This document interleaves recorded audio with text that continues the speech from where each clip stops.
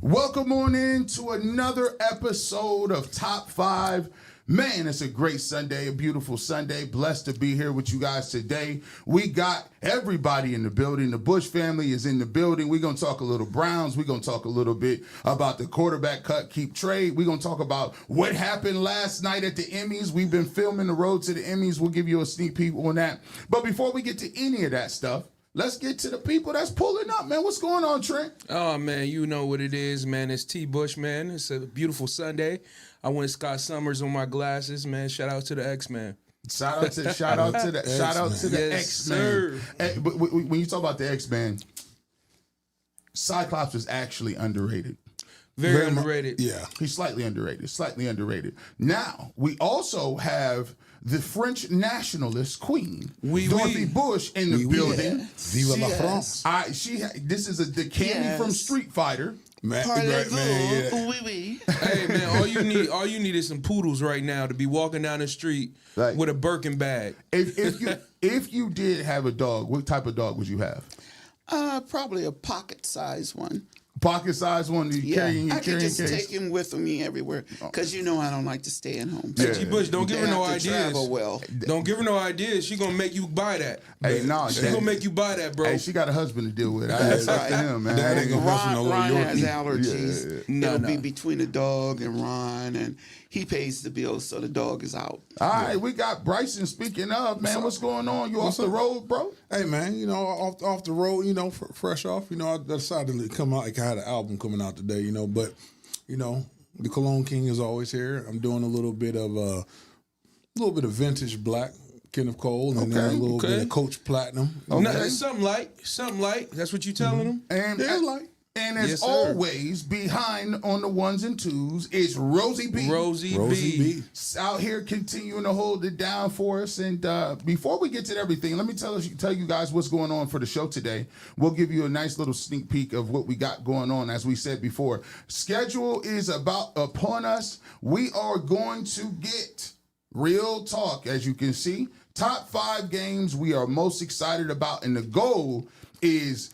people talk about the Browns going to be good, bad, indifferent. We're going to talk about the top 5 games that mean the most on the schedule to us and for our personal reasons. And is there any way we can look at this situation and get these Cleveland Browns to the 2026 playoffs? I know a lot of people hating. This is going to be an opportunity to talk about the schedule as well. And then coming up on the show, we got a mystery update. We're going to get your participation. We're going to go over the keep, cut, trade quarterback room. I'm going to give those guys 3 different quarterbacks. They're going to need to tell me whether they're going to keep, cut, or trade them. And you don't want to miss it. Because actually, I'm going to let you know, Shedeur Sanders is on this list. We're going to see if they figure it out. So, Shedeur Sanders is on this list somewhere. All right. So, we will be, and make sure right now, if you have not subscribe to the channel. 163 people in here. We appreciate you sharing this afternoon with us. Make sure you hit the like and subscribe button. But before we do any of that, we were at the Emmy Awards yesterday. Shout out to the Emmy Academy. The Ultimate Cleveland Sports Show was nominated for Best Sports Discussion, and we were nominated in our country, as you can see. That boy is sharp as a Ginsu. Hey, boy, and boy.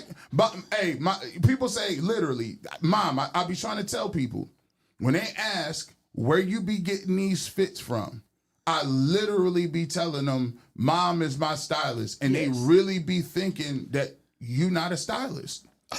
That they think I just be saying it. Really? They think I just be saying it. Like, real talk. You know what? Like I told them at the tuck shop, I ain't new to this. I'm true to this. I have dressed all 3 of you guys, including my husband. Facts. And that was from birth. And you're known, I think, everywhere that you appear, you're known for how you dress, right? We were all very large at a young age, so this ain't new either. She's really true to this. Yeah, it's mad talent because we all have different layers to the palette, different pastels, different personalities, and she always dressed that well. Hey, we cooked yesterday. Mom dressed me. She dressed Dad. It was a great afternoon. You see Director Steve right there, McNuggets, Anthony. Earl he couldn't be there, but Earl was nominated as well. Everybody, shout out to Steve Becker, who was the executive producer over the show. All of the people and the hosts that helped with the show. We unfortunately did not win. We was up against some steep competition. The group that won did a tremendous documentary on the Ali Summit with Jim Brown and some of those other things, and it was tremendous. I'm happy for them because that was their first Emmy. So we've already won one Emmy. So we didn't come home with the title, but we showed up, we showed out, and be waiting for the behind the scenes of that. Rosie is editing that right now. So we appreciate all of you guys, and I want to thank the Academy for recognizing us and continuing to shed light on independent content creators and things of that sort. Now, that's all over. Let's get to the get down. Let's get to this schedule. The Cleveland Browns schedule has been out for a while. We told y'all we would get to it, and now that time is here. So we're going to go over the top 5 games that we're most interested in seeing. And let me go ahead and ladies first. I'm going to go with ladies first all here. Right. Because, she's dressed the nicest. And she was cooking yesterday. Mom, let's start talking about your top 5 games, and let's go. Let's get to it. All right, let's go with number 5 right off the bat. Okay. Pittsburgh Steelers. Now, everybody, you guys heard that moan, that groan. Listen. And that's why they're on my list. Because they're in our division, they're division rivals, and I am just so sick and tired of them putting down the Browns. They treat us like we're the scum of the earth, like we have no talent, like we don't even deserve to be in the division. I'm looking to establish dominance in the AFC. Dang, you see her face? She's not playing around. She dead serious. That's real talk. She came out here with the general hat on. She was not playing. Right. That's right. I'm not playing. You know the thing I always say, Bryson, about the division. I feel like the division is like your neighborhood. It's where you get to a point where you start to make your name in the streets. Right. Like. You can't be getting ran home in the 2nd grade. You can't be getting ran home. But Mom used to always tell us, man, hey, listen, if I find out you've been getting ran off the block, man, you got to come home and see us. And then we're going to send you back up the block to go handle business. I think that's what the Cleveland Browns need to be doing is start handling business in the block with Cincinnati, with Baltimore, and with Pittsburgh. You got to knock the local yokels out the park. Knock them out the park, and then when anybody else come to town, they better know. I tell you, Trent, I look at the Steelers, and for me, the Steelers are the people that it's been generations. You go to the 70s.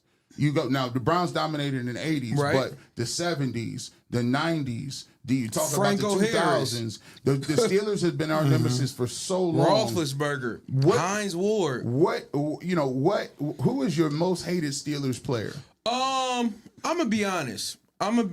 My most hated Steelers player, I'm gonna go Hines Ward, and I'm gonna tell you why Hines. It ain't even about necessarily, him winning championships and all that stuff. But he was just a hard player. He did a lot with a little. Yeah. He wasn't the most fast person, but he played hard. And then let's talk about blocking. They had Jerome Bettis. He was out on them edges blocking all these DBs, knocking them down. So I would say Hines Ward because he was such a great player, bro. Such a great player. Mom, we've watched the Steelers for so many years, and you can't be mad at them because they've had great players. And some of the core characteristics of those players you've wanted to see translate to the Cleveland Browns. But for now, as we speak now, I'm really starting to feel like the Browns are starting to develop some of those characteristics with some of the young players that they've drafted. Yeah, I believe that too. And what I'm looking forward to is these young players. They're elite. I want them to step up and show all our rivals, let them be indoctrinated into the culture of the Browns.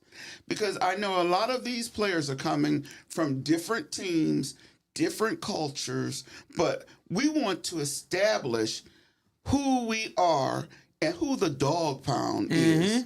Say that again. Years ago, the dog pound was so prominent. People would shake in their shoes because they know they come to Cleveland. We were like the melting pot of the steel mills and the people, the immigrants in the neighborhood, and we had pride. And the dog pound stood as an emblem to let them know when you come here, expect a dog fight. It's going to get nasty. It's going to get really And I'm going to nasty. tell you what, G. Bush, I'm going to keep it all the way 100, man. These Steelers, yeah, they got Hayward at D-tackle still. But other than that, bro, who they got? We need to treat them. If this was a presidential running, they the independent. And we need to treat them like an independent runner. They ain't Republican, they ain't Democrat. We need to, listen, take them behind the shed, do what you need to. It started last year when we beat them at home. Down the stretch. So I think we're going to dominate this year. And you know what? You talked about establishing a dog pound. You talked about establishing an identity. There's one person who's already started to establish that dominance in that identity, and it's the Defensive Rookie of the Year, Carson Schwarzenegger. The NFL Top 100 list just came out, and he was featured in this. We're going to take a look at what Carson Schwarzenegger has been able to do. Carson Schwarzenegger is going to be definitely looked at as somebody who is going to be a top-notch guy and defender for this team now that Myles Garrett is gone. But watch how he brings it, and we're going to need some more of this if the Browns are going to get to where they need to go. Man, if you can't get this is the thing I be saying all the time, man. A lot of what we are here to do is tell you about the players, right? And from a football standpoint, if you can't get excited about what you just saw for Carson Schwarzenegger, I don't know what to tell you. I mean, Bryson, this guy is sideline to sideline. You saw him make plays against Lamar Jackson. You're seeing him make plays across the field. Guys across the league are coming up saying to him, and this is a list of your peers. So when you watch Carson Schwarzenegger and you see what he's able to do, where does the next step for him in terms of being not only a great player in the Browns defense, but in terms of the entire league? Keep doing what he's doing. Keep recognizing plays early, playing sideline to sideline, keeping that tenacity up. That's the thing I love about it. I love that he plays with speed, and it's always that voice in the back of your head: get there, get there, get there, get there, get there. That's what it's about, and I love it. He's a former walking dog. Ain't nothing more scary than a walking dog. He's thirsty. And Trent, we always talk about it. Back in the day, it's all about pursuit. When we played for McKinley, we ran pursuit drills. Pursuit drills, Get man. your Listen. angles, pursuit, everybody tag off on a running back because it's all about the Stay pursuit. in your lane. Not one person to the ball, not two people to the ball, but three people to the ball. What makes Carson Schwarzenegger so instinctive in making tackles and being around the football? Yeah, I'm gonna be honest. It's not just him going to sideline. Like Bryson mentioned, he's a former walk-on, and he plays with that same spirit as a walk-on. He won the Rookie of the Year last year, and he's one of the best linebackers in the NFL, even though he's young. And I'm gonna be honest, he plays like he hasn't done nothing yet, and he's still hungry. And that's what I like about him, man. Big motor, ready to go every game. And to me, right now, he is our leader on the defense. All right, man, let's get back into your list. Let's get back into the list. I think we left off with the Pittsburgh Steelers. You got week 15. Okay. That's a Sunday, 12/20 or December 20th, 1 p.m. kickoff game against the New York Football Giants. Odell Beckham Jr. is with the Giants. You still got Jackson Dart, which is being compared a lot to Shedeur Sanders, and old rival Mr. Harbaugh is the head coach over in New York. Now, why do you have this game circled against the Giants? Okay. I'll begin by saying this. When I look at it, it's Browns versus New York Giants. It's synonymous with Monken versus Harbaugh. That's the first. It's the rule of two. It's the Jedi and the apprentice, right? Yes. So it's Harbaugh and it is Todd Monken. Continue. His former coach. Yep. And I thought about it like this. Monken, he was under Harbaugh. So it's time to see if he learned enough to rise above and beat Harbaugh. It's okay that you apprentice under someone, but it comes a time when you take up your rightful place to let him know, I'm no longer under you. Every sous chef has to become line chef. Sous chef always wants to wear that white coat that says, every time they say, hey, we got 3 orders of lobster macaroni on table 3. Everybody want to hear, yes, chef. Yes, chef. That's what we right. want to hear. That's what we're talking about. Monken is telling them, oh, it's time for me to serve my dishes up. And I'm going to be honest, man. Lamar won a few MVPs under Monken. And I'm going to be honest. I mean, it gets to a point in time where he like, I was moving that team, you know? When the defense sucked last year, that offense was still on point. Who was the offensive coordinator? Todd Monken. Todd Monken. And it's going to be a lot of other storylines. Guess who is back? Who back? With the New York Giants? None other than Odell Beckham Jr. Yeah, good old friend. Who played for those Browns in late 2000s. You know, he coming back. I'm sure he going to be turned up. He going to have the sauce. But we going to have the sauce, too. And we going to have our rollies out, too. Man, I hope so you I'm do ready. good against everybody else but us. But at the end of the day, it's like, it's one thing to hold a position if you hardball, you hold a position. It's another thing to fight for a position. I've been fighting for a position. I've been coaching. I've been making offenses great for years in college and then into the pros. But they never really gave you that position until now. So now I'm sure Monken wants to show exactly what he's been fighting for. It's a little different. I want to add to that.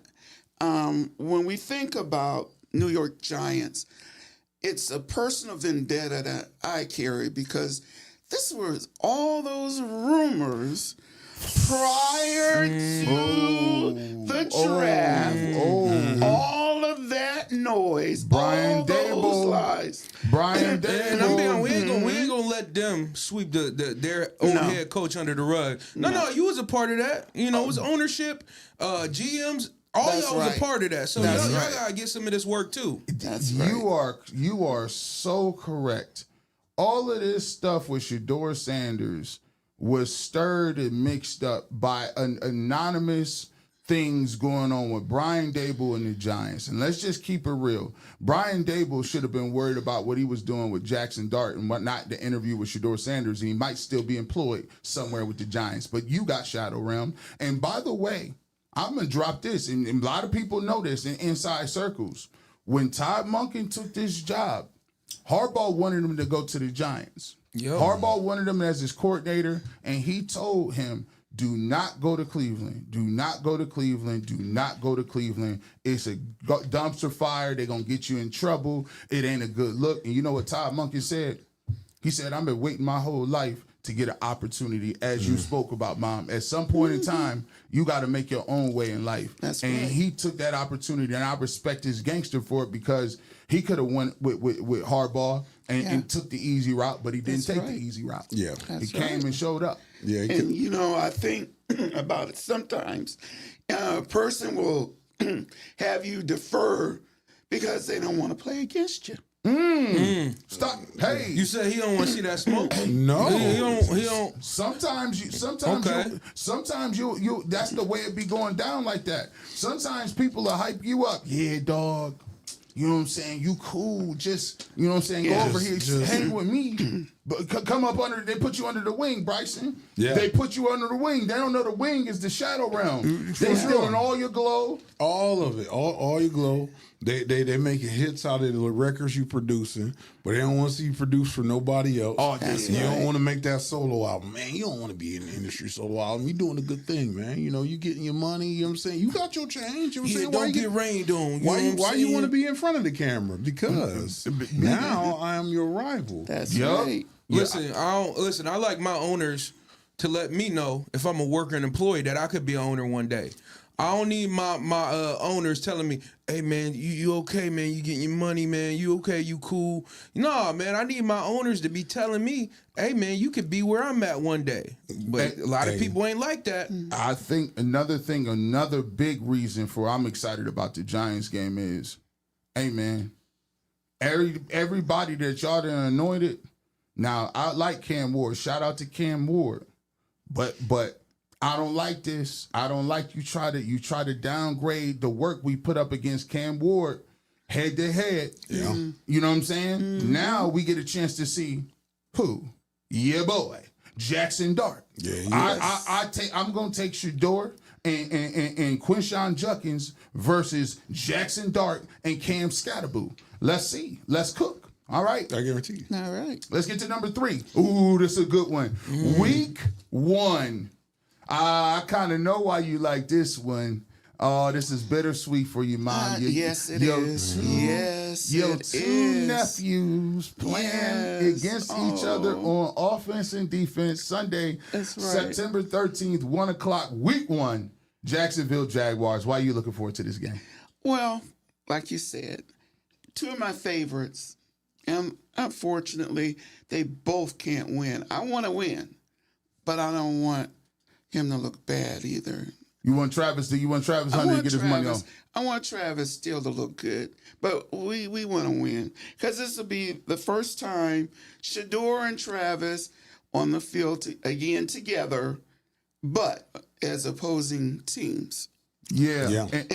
And so you want them to come, and you don't want them to do well. I don't want Travis to look bad, but I do want to win, and Yeah. we will win. That's what it's about. Yeah. Yeah. It's like me and Bryson. Like, Bryson, you played offense. I played defense. When we was in college, we had drills where the offense versus the defense had to go back and forth with one another. Yeah. And so your mentality as a competitor is, yeah, that's my brother. The only thing you don't want to see is nobody get hurt. Like, Nobody get as long hurt. as you don't get hurt, But we're going to go at it. but we're going to go at it, We're though. gonna go at it. That's what made it so good was that fierce competition. I mean, we used to do pass rush drills in the street, like until like the street lights came on. We barely could see each other, but we still doing pass rush moves. that's But true. the good thing about it is like when you get that competition, I knew there's nobody in the country that I was really afraid to go against. You know, so it's the same thing. You look, dog, I want you to do your thing. Like, ooh, that was a good move. You know, you get you a couple first downs, but you know what? This walk to the playoffs and beyond is bigger than that. That first game, Trent, you know, Travis Hunter tore his ACL last year. Yeah. They talking about moving him to basically just play in defense. And he's still, to me, I still think that he has the elite capabilities of being a special player in this league, coming back from the injury. In the matchup versus Shador and Travis Hunter, what do you think the chess matches is going to be? He's known Travis Hunter as long as anybody. Does he know telltale signs? Have they scouted each other? Do they know what it is? Oh yeah. You know, listen, he done played with him at Jackson State, Colorado. He done seen him win the Heisman, so he knows the ins and outs of what Travis is trying to do. You know, but I can see, you know, Travis probably guarding Denzel Boston or something. You know, I love Travis Hunter, great player. He's coming off the injury, like you said. But you know, Travis gonna have to get this work, man. He, I love him as a player. You know, shout out to him. But when we come in town, we trying to get this dub, bro. Trying to get this W. Yeah, but it always illuminates in my mind. We could have had Travis. Yeah, you could have had both coulda of had them. Travis. Both of them is in. You could have had them. And you know what made me, I kind of delved into it, did a little research, and I was thinking, okay, we didn't get Travis. Why didn't we get him? So I found out these are the reasons we didn't get Travis. Because of Mason Graham. Mm-hmm. He was a 5th round pick that we picked up. Top 5, 5th overall. That's right. And then we got the running back, Quinshawn. Yep, Quinshawn Judkins. Yep. Then we got Dylan Sampson. Yep, got Dylan Sampson. And this year, we got Casey Concepcion. Yeah.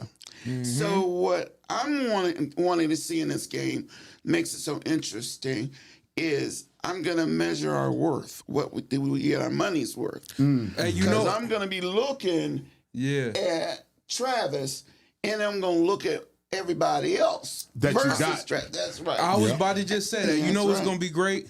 If Mason Graham come through with 2 sacks, some tackles for loss, then I'm gonna be like, That's where we gonna see like, okay, this was worth it. Yeah. So, hey, Mason, I see you out there. You working hard in camp. Hey, go out there and have a stellar game against the Jaguars and prove that you was worth that 5th pick, like I think you are. Well, it's only right. It's only right that we talk about it. We talked about Travis Hunter. He's going to be playing corner. They may not put him on offense or start him on offense. I wouldn't be surprised if they get him into the game, little gadget play. But let's talk about one of the people you talked about, KC Concepcion. He is actually one of the people that paid dividends with the picks from the Travis Hunter trade. And guess what? We got a little footage from KC Concepcion. He was mic'd up at Browns practice, and he's going to look to be I would say, not only a special teams guy, a gadget guy, but a guy that can get the football in his hands and do some things. This is KC Concepcion at Browns camp looking to make his... Hey, I thought about Cleveland was cold, man. Hot. What? Hey, Trev. Lock in now. You know what I'm saying? Eyes on the ball. As long as we get back vertical, that's going to help your route. And then there's 2 ways he can be on me, right? He can be right here, which I'm going to hit the hip, or he's extended, which now I'm probably going to get thrown.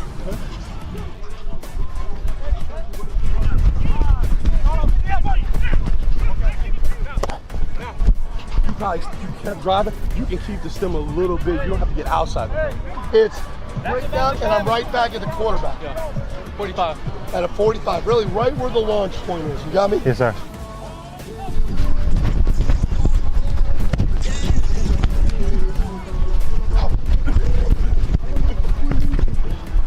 Good? Yeah. What? I did too much water for practice. I feel that. Moving around?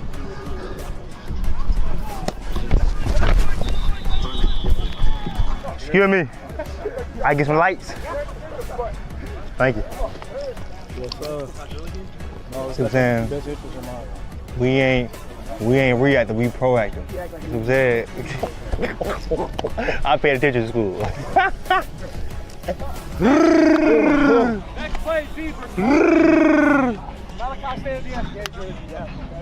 He already He's already outside, probably. He already here. Yeah. I gotta push, get outside. You know what I'm saying? I got you. Yeah. Just know if it's not there too, we'll have to get to the next one.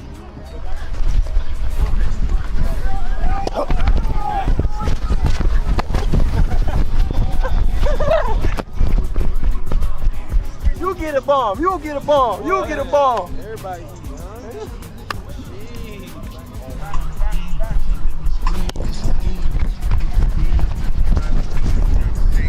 That did not look like it was going back there. Once it turns over, that means it's gonna die. If it's still spinning in the air like that, it's gonna keep on floating and going up. You play slot or outside in college? Both. Oh, you play both? Yeah. You was at A&M all years? Or? I was at North Carolina State my first 2 years. Oh, you was at NC State? Yeah. Bugs Life, you never see that movie? What? You never see Bugs Life? What the guy you never see Bugs Life? Oh. To the crib! To the crib! To the crib! That's what I'm talking about, man. That's what it looks like. Y'all should feel that. Y'all should feel that. That's a touchdown in 2 minutes because he decided to run and block somebody, okay? That's how that goes. How you play and how you decide to work is how you decide to succeed. Yeah, Luke. 12 on 3, 1, 2, 3. Slide. Nice job today. Yeah.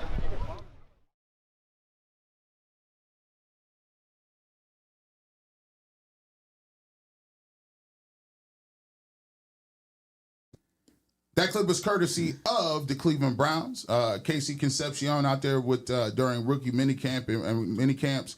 You know what I love to see? I love to see the young energy. I love to see the coaching of Todd Monken. I love to see him telling him the landmarks on the field that he got to get to. You know what I also love?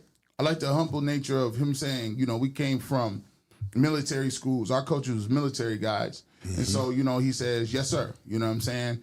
Now, this guy's a rich, young dude, right? But I like the humble nature of him going out there and that energy of I'm trying to get better. And just, you know, that's the great thing about young guys is it's an open, fresh book. What did you make of just the energy on the football field with him? Man, I love it. I love him being vulnerable as a player to be able to listen to the coaches. I like Coach Monken being out there with the different positions. He's not just holding a top icon position of a head coach. He's out there coaching. He's out there with the guys, and that's what I love to see. But with KC, what I love seeing is the brotherhood. I love that. That's the big thing about winning games is that brotherhood that is built within camp.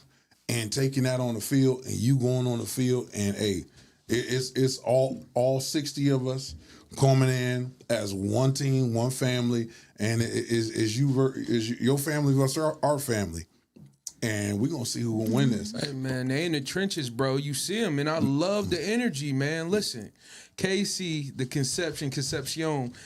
I seen him breaking them routes off, bro, and I'm like, wow. You know, I see a lot of stuff that they was talking about pre-draft with him. You seen him catching the punt returns and everything.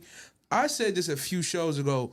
You're going to be counting how many touches he's getting and where the touches is coming from with him because he's going to be everywhere around the field. I love the energy. I love the excitement. And them young dogs, they're going to be something to behold this year, man. And you see as he started getting settled in, getting a little more comfortable, where them drops at. Yeah, that's a large part of it. Getting comfortable, no drops. getting comfortable, and just being in a mix. So far, I love your list so far, and I love every single pick so far, Mom. Let's get to your top two. You got the number 2 overall game, Week 16, 1 o'clock, Baltimore Ravens. Yes. What is the highlight of this game, and why'd you pick this one? Well, first of all, Ravens, that's Mr. Monken's previous team as an offensive coordinator. And he was there for 3 years. Previously, from that, he was in college as a offensive coordinator with Georgia Bulldogs. Okay, and he won a national title back to back. So the progression, as I look at it, you know, winning at that level, stepping up to the Ravens, your coordinator, and now your head coach. So I expect that game to be outstanding. And obviously, you got Lamar Jackson. We'll talk about a little bit about Lamar Jackson coming up. We'll do a little cut, keep trade. Lamar Jackson has always been a person who's been a thorn in the side of the Cleveland Browns. He's coming back, and I think Lamar will be a little bit motivated because no Todd Monken. Harbaugh is now with the Giants. Yes. He's now dealing with a brand new system, a brand new head coach, and they're looking at him saying, can you do it? Can you be the catalyst, reason that they win in Baltimore with the success? So I think that's going to be a big storyline. Another thing, G. Bush, Myles Garrett ain't running around chasing him. So he might be even a little bit more motivated. More like elusive. I'm like, he probably like biting at the chomps right now. Like, let me get out there, bro, and run around again. Yeah, listen. Don't Bryson, get cocky. V8. Listen, V8. Speaking up, we're gonna talk about him a little bit coming up. Don't get it twisted. We're gonna talk about him moving on forward. All right, let's get to the number 1 on your list, and I think this is. I couldn't agree any more with this. The Atlanta Falcons. That's right. That's the one we circling in the chat. I told you on all my platforms that under no circumstances we better put all our energy, efforts, and I'm gonna tell you what. You know who's circling that game? Ownership, general manager, quarterback, all the above. Week 14. You know, I call that the big payback game. The big payback. Got to get back. Put that James Brown on. That's right. That's right. You know, we want to get him back for all his antics and his manipulation while in Cleveland and all these things. The list goes on and on. And I think everyone is looking for this. And I would be surprised if this is not everybody's first. I want to watch this game. I got to be there. I want to see him eat crow. But this is the game number 1 for me. That one right there, shout out to Auntie Faye. She said, I need Shador to put up how many yards? Auntie Faye, I need Shador to throw for 405 touchdowns. Facts. Listen, I'm going to tell y'all right now, you already know how I'm giving up. If they ball that game, you better tape every episode of UCSS. You better, listen, bro, that post-game live is going to be lit. This is the game we want. We got to have it, Bryson. We got to have it. Without a shadow of a doubt. You got to have it. Yes. You got to have it. You got to bury them.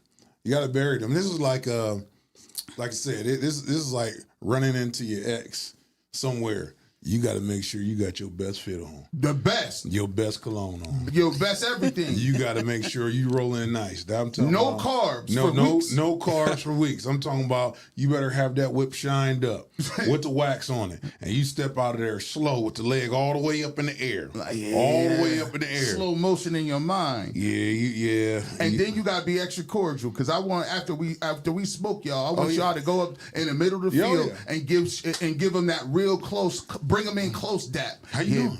Hey, come on over here. Yeah. Listen, hey, we appreciate y'all. Good game, coach. Good game.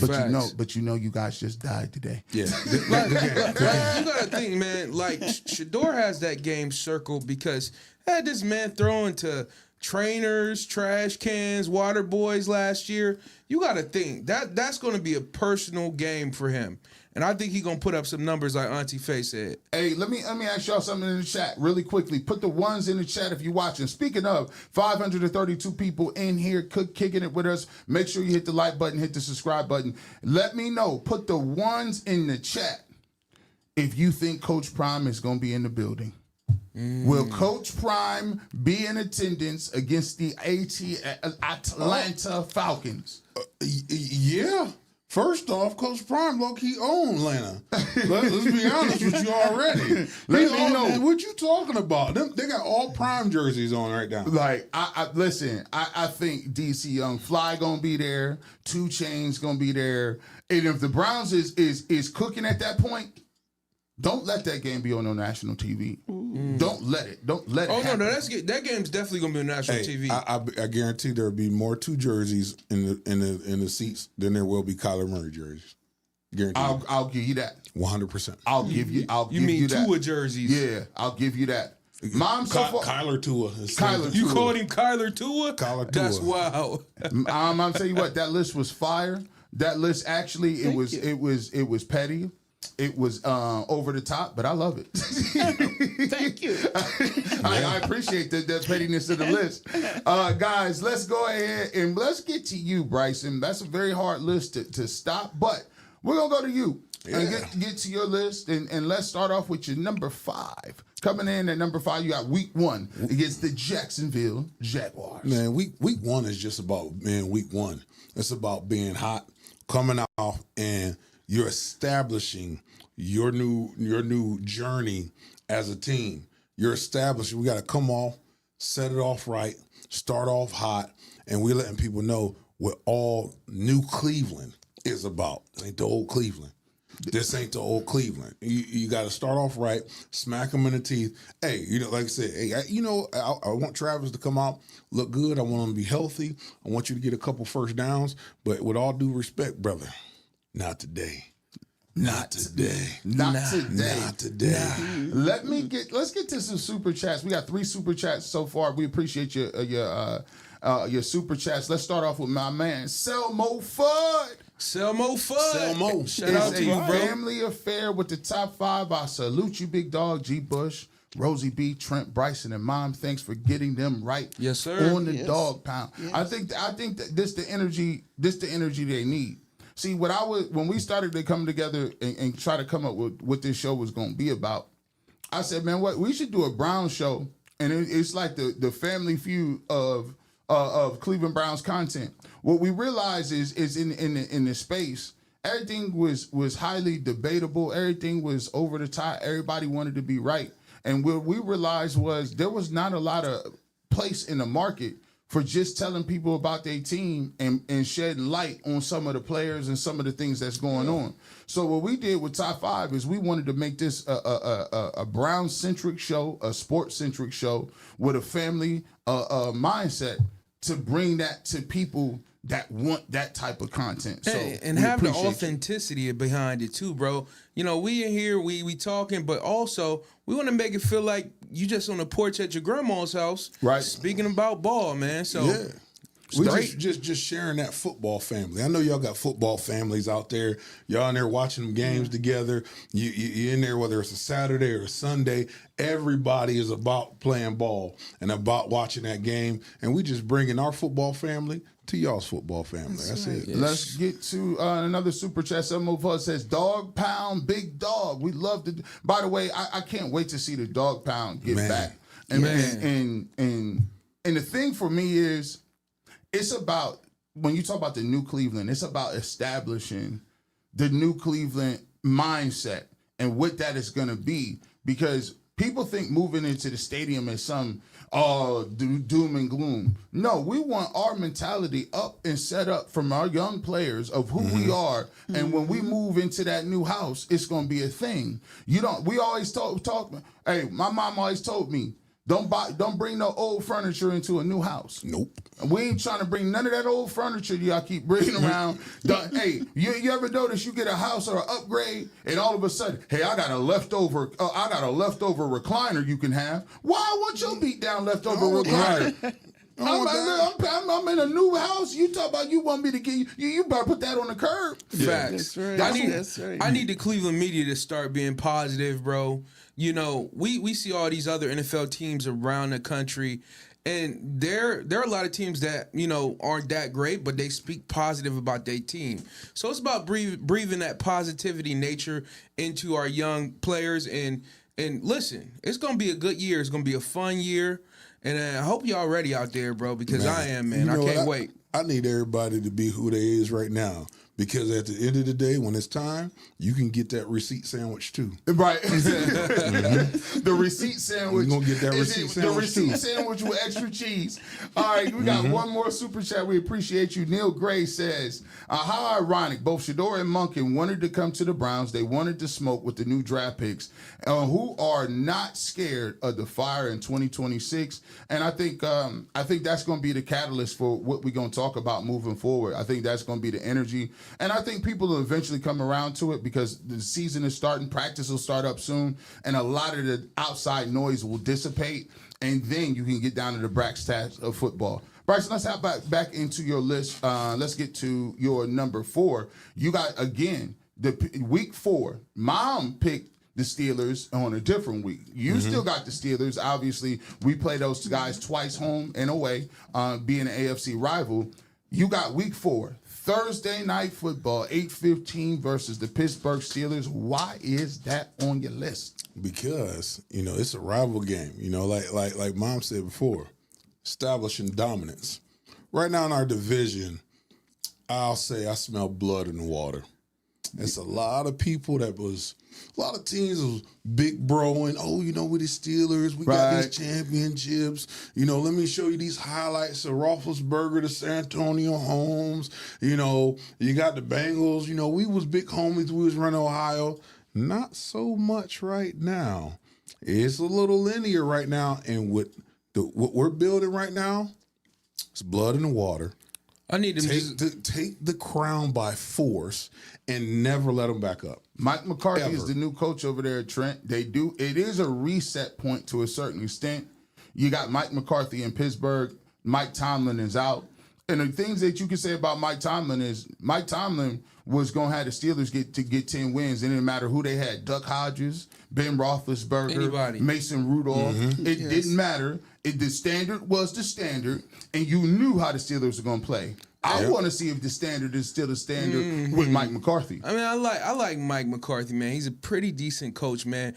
I think he's a Super Bowl winning coach. And here's the thing, man. It's tough from going from Mike Tomlin to Mike McCarthy. The actual Steelers always play with the mindset of Mike Tomlin. Always. You knew it was going to be a tough game, whether they receivers weren't catching or nothing. It was going to be a dirty, muddy, hard-fought game. And now, I need the Browns to just put 35 on them. Go ahead, put them under the rug, you know, force Hayward to retire, and get them going, man. Listen, I think the Browns going to put them away this year, and they should win this game handily. This is funny. Mom, do you want... Jay Grove says, G. Bush, I got a French Bulldog. I got a French Bulldog for the lady moderator. Can you send me your way? Contact G. Bush. You know what's so crazy? I had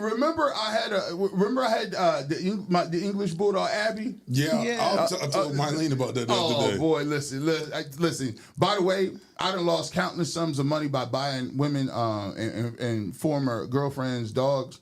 And the first thing that Rosie told me when we got together is like, I do not want dog. That does nothing for me. We have millions of farm animals in the Philippines. They mean nothing. Hey, listen, that's back in the early 2000s before dudes start buying chicks' purses. That was the big flex, brother. Them dogs had health insurance plans. Man. Well, you know what? You said you bought it for the ladies, but growing up, you know, your dad had allergies, so we could not have animals in the house. And so those dogs really was for you. Hey, shout out to all of my former children, Abby, Gizmo, Shadow. Yeah. You know what I'm saying? Wherever they at. No, I don't know about Gizmo. The mother ones, but I don't know about Gizmo. Dang, you ain't like Hey, bro, Gizmo, man, it's a few times, man. Listen, he used to go crazy. Slander is unacceptable. He was just a little off. He had some issues. Yeah. Some dogs say you play fetch. If you throw something to him, he takes it and hides it. What are you doing? That dog was mentally disturbed. What are you doing? What are you doing, Gizmo? Hey, man, let's get to your list, man. Speaking of, man, let's get to your number 3 on the list. Bryson, what you got? Come on, man. What you got coming in at not number 5, but number 4? At number... we did 4. We just did 3. We did 3. Once again, it's another divisional rival who people always thought was the big homies of the division. Once again, it's blood in the water. Y'all ain't know who y'all said he was. And this is what I call is Shador's Revenge. If this was a movie title. Okay. Shador's Revenge. Go ahead and elaborate. Man, he untimely got threw out there for his first scene in a live NFL action against the Ravens. And the first thing the Ravens tried to do, they wanted to discourage a young player that got through in the middle of action. They tried to throw every wrinkle, every blitz. I mean, we got 11 guys in line in the scrimmage. Then we taking them away. We blitzing safeties, corners, assistant principals, everybody. Yeah, and they wanted to discourage them. They wanted it, as they should. They thought they smelled blood in the water. But this is Shador's Revenge. This is where you come back and you show them, I'm not the same guy. I'm not the same guy. The guy you faced before, he's not here. He's absent. Now you got to deal with me. And that's what's going to happen this year. Shador's Revenge, once again. And this is Moonkid's proving ground. Hey, yeah, I know the building very well. I did some good things with Lamar, but guess what? Not only is it Shador's Revenge, it's Coach Monkey's revenge as well. Hey, Trent, they did blitz everybody in the kitchen sink. Everybody. And as you should, though. If you got a rookie quarterback, you're going to send that pressure. And they said, at the press game conference, they said, what did they say? Hey, listen, I hope they get me now. But I know, like I seen it now. I'm a person who understand it, and he was able to follow that game up by that pressure coming, sliding to the right, being able to find Isaiah Bond against the Raiders, and you started to see that timing coming from that situation. So I think, man, since he got now he has a good offensive mind coach and a good head coach, you're gonna see a different Shador Sanders come out there and pick them apart. I think he's ready for this game because, like Bryson said, last year they threw him in there after Dylan Gabriel had the concussion. And, I don't care what nobody says. As a rookie, that's tough, especially going against the Ravens defense. But I think he's going to be ready this year. He's prepared, and he ain't throwing to trash cans in the summertime right now. This is why a lot of people are picking the Browns football guys that are picking the Browns to be a dark horse or a sleeper.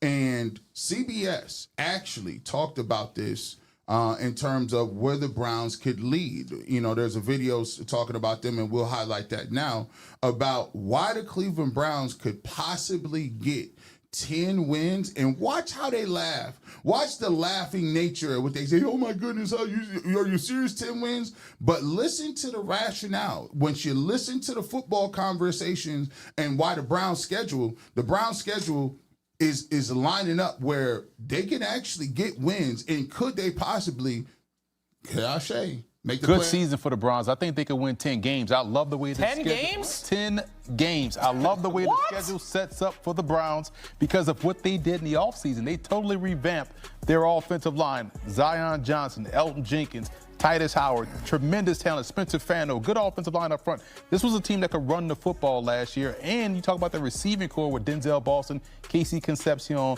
and Jerry Jeudy now playing the number 3, and they still got Harold Fannin. And defensively, you still have Myles Garrett, a very good defensive front, and you added Quincy Williams, brother, and that secondary looks outstanding with Emmanuel McNeil Warren. So as being the third safety, I like the way the Browns are coming in. Todd Monken, to me, brings more attitude here, and I feel like they can take advantage of the early part of their schedule, seeing who they play in the first 4 games. You start off with Jacksonville on the road. You go on the road against Tampa. I think they can get Jacksonville because of how inconsistent the Jags have been, especially with running the football now that there's no Travis Etienne in the backfield anymore. But I feel like this team, with 2 of the 4 games at home, have a chance to make something happen. I know, B-Mac, you're looking at me crazy because you see that home game against the Steelers on Thursday night. Who they beat last year to not win? Yeah, we don't. Oh, all right, yeah, you forget about. I'll forget about that too. So I will say this: the Browns have a chance to get off to a 3-1 start before they go to New York to take on the Jets. I think this sets up nice for the season. Yeah. Well, you know, it's so crazy that we sit here and talk about that. And this is why Emery and Hunt standing on business, standing on real time. He says, you know, everybody's looking around trying to tell you, oh, what, you're laughing? Oh, what? 10 wins. The thing that always irks me, and I don't like it, because we come from a football family. We come from a place where it don't matter. When we came and we was at home, and when we wasn't starting or we not playing, nobody was rubbing your shoulders. They told you what it was. Yeah. Mom told me back in the day, bro, you so terrible. All you do is pull your pants up. All you doing is pulling your pads up, bro. You ain't doing nothing. They told me I ain't never coming back to see you play unless you ball out.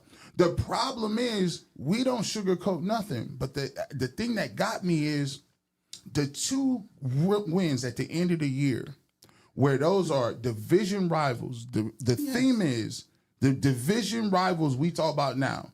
The Cleveland Browns put foundations in beating the Bengals on the road and the Pittsburgh Steelers.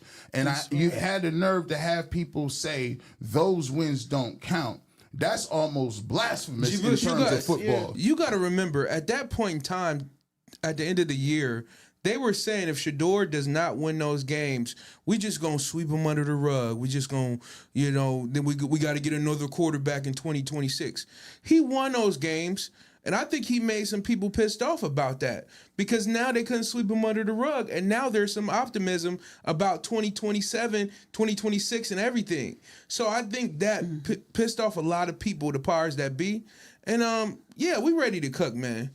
Yeah, it's been more like moving the goalposts again and again is because, oh, he's not this, or, excuse me, he can't play, or we have a situation, he's not accurate, oh, that doesn't count. And every time that he proves himself, they move to another situation. Yeah. They come back and want to call something else out again and again. But the reality is everybody saw it.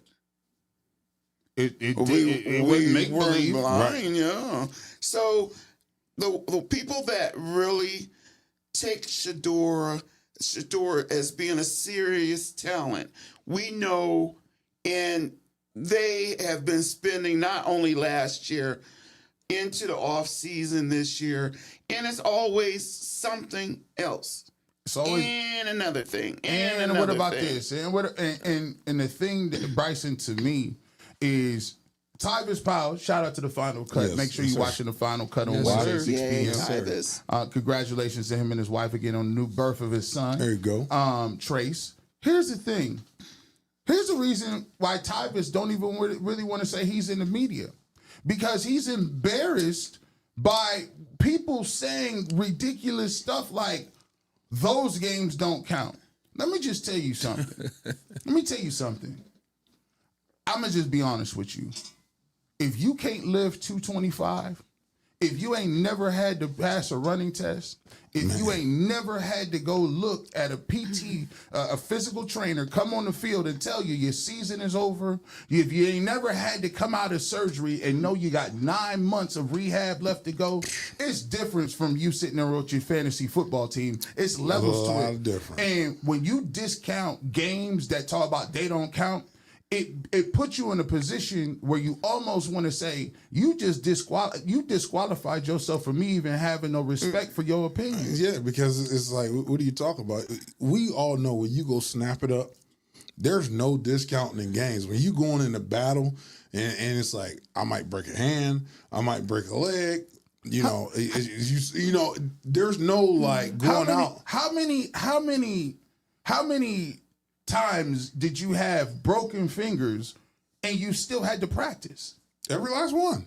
During the game, I remember one time I didn't know my finger was broken until we went into a timeout, and I grabbed the Gatorade bottle and I was squeezing it, and one of the receivers said, "Dude, why your finger going Your finger doing this and way?" Looked, I thought it was my glove, and I was like, "Oh no, that's my finger." And I told the coach, I was young, I had just got through into action. I was like, "Coach, my finger's broke." So what are you telling me for? Go talk to the trainer about it. And it better be ready before we get out this TV timeout. Hard knock life. And guess what? I was a lineman. I got a punch with that same finger I just broke. There's no discounting. There's no such thing as discounting. And last time I remember, how you going to talk about a discount game? Both of those teams had better records than we did. They had more to lose than we did. So what's harder to win against?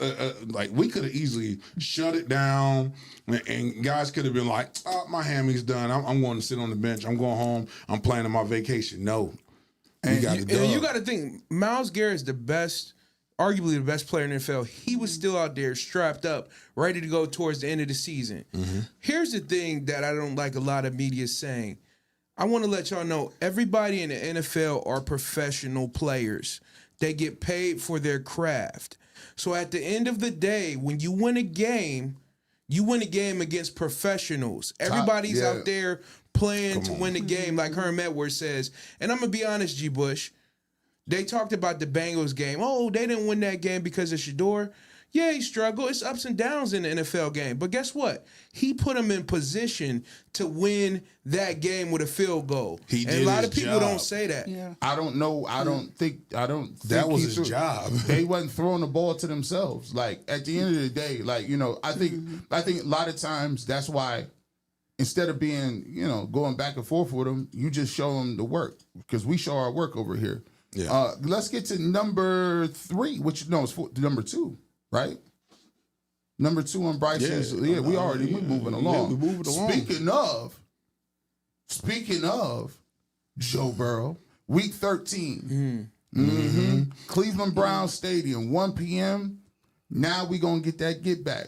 Shador left off with a win against the Bengals, and I thought that win was really great because the kicker who started the season, as you remember, Mom, the kicker missed the field goal against the Bengals in an extra point that really cost him the game when Joe Flacco was the quarterback. Yeah. You remember Shador went to him on the sideline, cheered him up. Yes. Came back to him. Spoke life into him. And then he ended up making the last game-winning field goal to end the season. Yes. And when I think about the Cincy Bengals, Burrows, he is in a position now that since that game, he got embarrassed. Mm-hmm. He got embarrassed because he was picked to be like the next coming he was up. Brady and what he was have the next you. up. And things have not turned out the way he thought they would have turned out thus far. A lot of injuries, things like that. And I think that with Burrows, he realized that this new quarterback coming in, wow, he got me. It's a situation with Burrows. They've always had an issue for some reason, no matter how bad Cleveland's supposed to be. He just he never plays that well against the Browns. Never. And now with Shador came out, this rookie stepped up. That's why they want to discount these wins. Yep. And another thing too is character is not shown when you're playing good. Your character is shown and how great your character is through the ups and downs of the game. Shador could have had a bad game or not that great of a game. He could have just tucked it in and say, listen, man, I'm losing. He could have got down on himself. But he came out that last drive and was determined to win that game. Yes. That's the lovely thing about football. That's why I love football so much. It's a microcosm of real life. Every season in your life is not going to be like the greatest thing ever, but it's about battling and continuing to grind through life, and you set yourself up, you set your team up for that shot to win. That's what it's about, and that's what he did. And this is why I like this game so much. You know, a lot of people discounting a lot of things. They're like, oh, they discount the win. But this is about King of Ohio. You know, you Bengals, y'all can be king of Kentucky, but you're not king of Ohio. King of Kentucky. You can be king of Kentucky, but you're not king of Ohio. And you know what, Joe Burrow? I want you feeling good. I want you feeling great. I want you healthy. I want you thirsty. I want you hungry. And then I want to beat you on that Those day. are the best wins, Bryson. Then I want to beat you on that day. Those are the best wins. And you know what's crazy? And I'm not a Bengals fan. I like Joe Burrow. It's a very crucial year for Joe Burrow this year. Very crucial. You know, he has T. Higgins. He has Jamar Chase. He has some great weapons. He has 2 number 1 receivers. He's been injury prone, and this is a crucial year for him. And hopefully he stays healthy. But a guy, one of the people that you look at that really contributed to why Joe Burrow struggled was Myles Garrett. Obviously, Myles Garrett is not here anymore. But a guy who is really here is V8 himself, my man Jared Verse. And if the Browns are going to do what the Browns do against the Bengals, they're going to need that pass rush. They're going to need that situation. Jared Verse was mic'd up at his first day of training camp, and you can see in this video we're going to play just the energy, effort, and the way he talks to the offensive line. So we're going to take a look at Jared Verse. Let's go. Like that. Hey, here we go. Hey, work out there. 1, 2, 3. Work. Start us off right.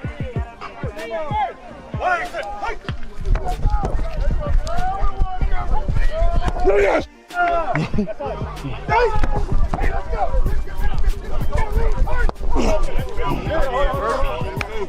Nah, you lost. Don't worry.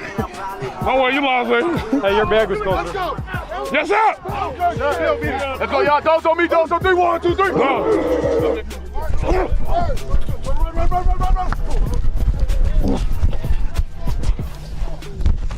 Hands. Get it. Get me. Get it. Hands. Act like it's in game. Rush them upfield. Cut. And work your way inside. The angle shouldn't be at him. It should be up the side. It has to change. It's a 1, 2, cut, and then go to the quarterback. We can't get tired.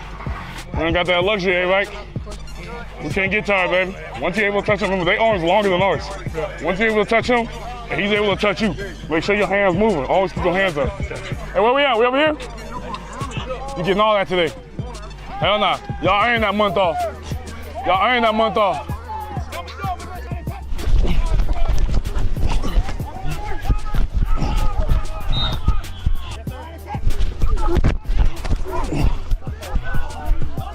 Let's get it. We get it. I got you. We with you. Let's get it. Let's work.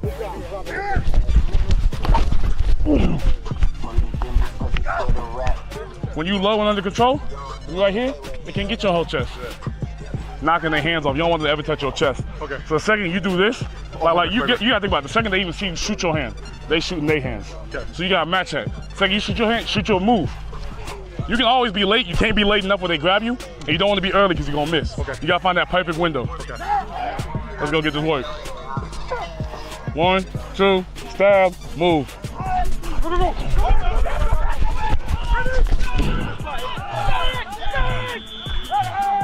Lock in, baby. Lock in. I know y'all tired, baby. Let's go. Come on, baby. Let's get this, baby. We need this. Back. Yeah, you're doing a great job. You guys are killing it.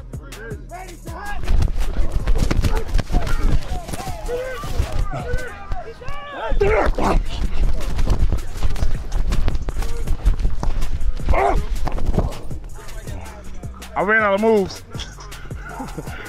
Hey, I didn't know what to hit. Hey, I ghosted the third one. I ain't want to hit double ghost. Second, I leave Florida State. Now they want to beat Florida State, wave a flag, and throw that shit in the middle of the field. Hey, we ain't do that on their field because we expected to beat them. We won with our second string quarterback. Our best running back got hurt halfway through the game, and we still beat y'all boys 24-15. I remember the score too. Hey, we got a tradition at Florida State against Miami of Florida where we beat them on their field. We take a little bit of their grass. Hey, dogs on me, dogs on 3. 1, 2, 3. Go.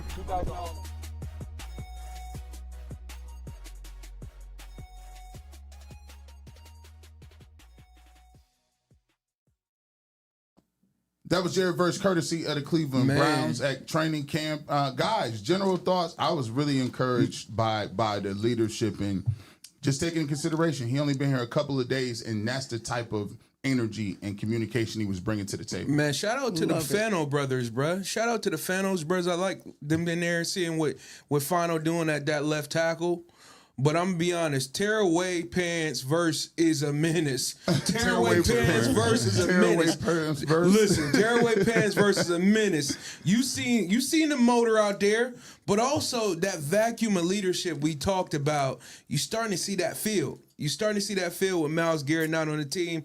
I love how he was coaching up Fano, telling him to use his hands and telling him to use his best moves. He told them cats, "Hey man, we can't get tired out here. We don't get tired. We got to keep going." And that motor was on display right there, bro. Man, and Bryson, he told him, "Hey, earn that month off. You got to earn that month off. You got to earn the month. You ain't got to earn that month." Hey, and the leadership, it ain't just through talk, but it's just through that competitive energy every day. They're in individual drills, and he's going 1,000 miles per hour, as he should be going 1,000 miles per hour. You don't turn it on in the game. You got to go Super Bowl mode during individual, during team drills, during group drills. It's got to be in you. And that's what he's showing a lot of young guys, and he's showing everybody, hey, we got to come with that competitive nature every time we strap it up.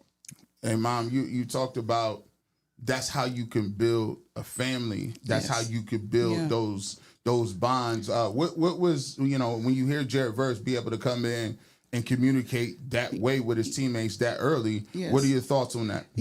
That really made me excited because he's out there teaching. He's out there showing concern. He's out there. He's not just like, oh, long as I play well or what have you. He's stepping it up. And I like the leadership. He's carving out a place on the defense for himself. And I think it's nothing bad could come from this. It's just going to get better from here on. I'm just excited. I can't wait to see the first game. Mm-hmm. Saying Soul says, good players that teach helps the team culture. And I think the biggest thing that I take away from me is this was a life-changing trade for him. He goes from being a leader on a team that is built to win now in the Los Angeles Rams that lost an NFC Championship game. His preparation was going into the next season, figuring out what he needs to help do to get his team to a Super Bowl. He's traded for one of the greatest players of all time, and he comes to Cleveland with a bunch of young rosters, a young quarterback, young coaches, first time everything. And instead of, complaining, instead of just saying, I ain't going to show up to training camp, he shows up off the boat, off the train, off the airplane, and pulls up and says, not only am I going to be here in OTAs, I'm going to come up and then I'm going to take my time to teach Business and as communicate. usual. Yes. That's the type of stuff you can be energetic about. You can see he's from a winning culture. To be in a winning culture, it becomes infectious. You want to teach these young ones, this is what's needed. This is what you have to do to win and to improve. And right now, I think he tapped in on the potential of what the Browns will be, the new Browns.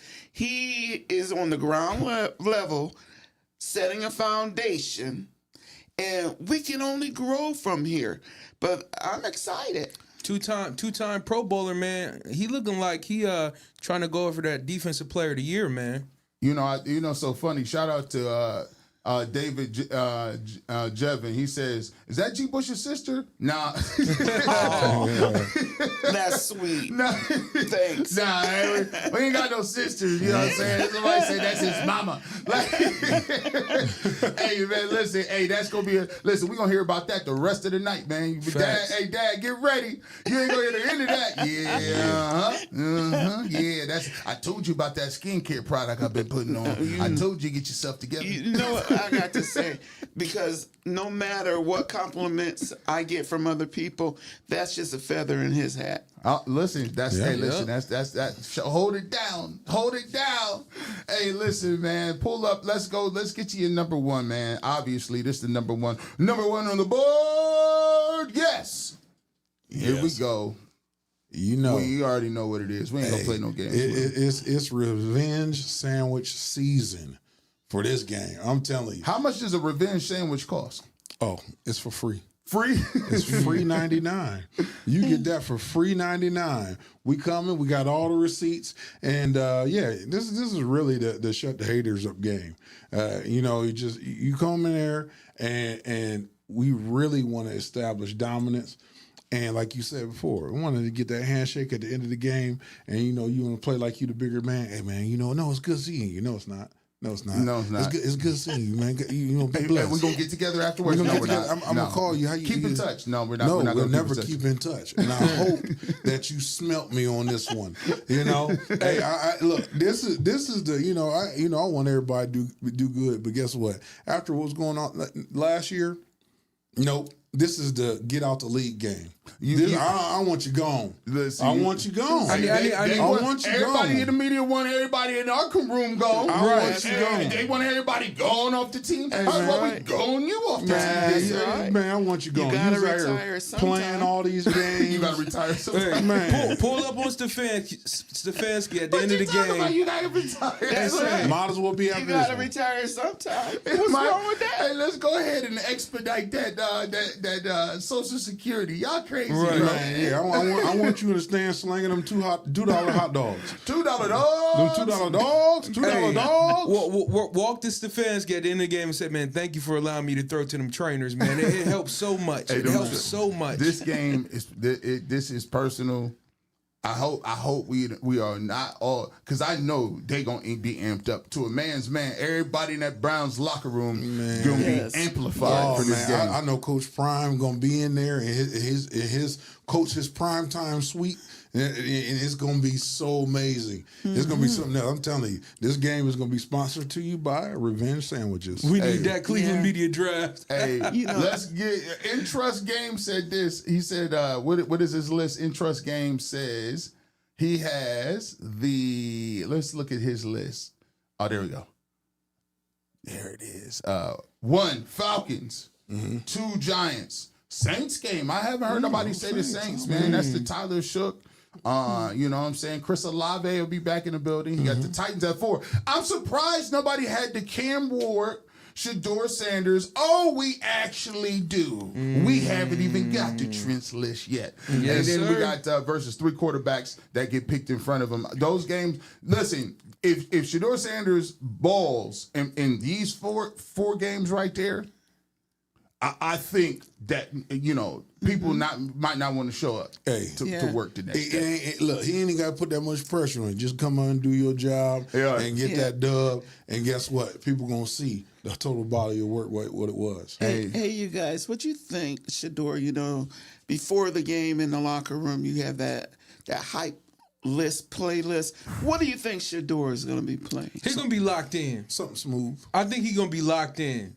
Something. He probably listen, Gunner. he listening like I feel like he listens to fashion chic music. Oh yeah, like he listens to like swagged out music. Yeah. You know me, like I used to listen to slow jams before the whistle name. I used to be listening to 112. They like, dang, G Bush, we'll never put your list on. I'm like, because you guys, you got to understand when you're playing with other football players and D linemen, these guys are the dudes that'll go around and throw up and be like, I'm just so amped, I got to make myself throw up. I'm like, first and foremost, get away from me. Your mouthpiece is coming off. Your mouthpiece, your hands smell bad, and you just gave it up. And I'll have rigatoni for team dinner. So no, I'm not gonna be amped up around you. Come on, you like you guys understand it. These dudes is listening to heavy metal. Shout out to Eli Keener. They bang. I'm like, bro, like the program. The game is at 2:00. It's 10:30 and you already tapped out. Coaches come in there. Hey, you guys got to calm down. You're gonna wear yourself out. You're gonna wear yourself out. But no, I think Shador, you know, he listening to that perfect timing. He listening to Osakin. He listening to Shiloh. You know what I'm saying? He listened to his brothers because that's what ground him. You know what I'm saying? Listen to them familiar voices and come in there grounded and just do you. That's what it's about. That's what he doing. I just bust down my AP. Perfect timing. Hey, bro, you act like you listen to that a whole lot. Oh, that's in the deck. You sounded like this dude. Oh, that's in the deck. I said, bro, he in the right key. He writing the key and everything, man. He started dancing slow to it. How he be dancing slow to it. Hey, listen, it's in the deck for sure. For sure. You guys is wild. Bryson, I like your list. Bryson and Mom had a crazy list. These top 660 people in here. Hit the like button. We appreciate y'all pulling up for you. Oh yeah. And by the way, we always say it, man. We gotta also say we continue to give it to them. Rosie, can we get the QR code? I think it's time for us to give away something. Can we give away something real quick? Got that giveaway. Can we give away something again? Hey, man, this is your first opportunity. 2, get this going, man. Get this going. We're going to give away a free T-shirt. Free 99. The Barbershop Nike Flex T-shirt. We've already given them away. We given them away Nike shirts 2 times. We giving them away 2 times. And I think, is this the one? Is the code word still hard work, Rosie? Yes, the code word, 2 words, hard work. Hard work. Hit us up. Hard work is the code. All you got to do is basically hit that QR code. You get an opportunity to win a free Nike T-shirt. We give these away every single week, courtesy of Fifth Dimension Media and the Barbershop. So make sure you go ahead and hit that QR code. You'll be able to get that as well. So go ahead. The code word is hard work, and we will announce the winner coming up on this next week on the Barbershop from 9 to 12 live stream as well. And by the way, before we get to Trent's list, we got to say, this is sponsored by, our show today is sponsored by Fubo TV. And it's a great way to watch all of the sports you can get, World Cup, soccer, baseball, all the above, sponsored by Fubo TV. Game day isn't just about the game. It's about who you share it with.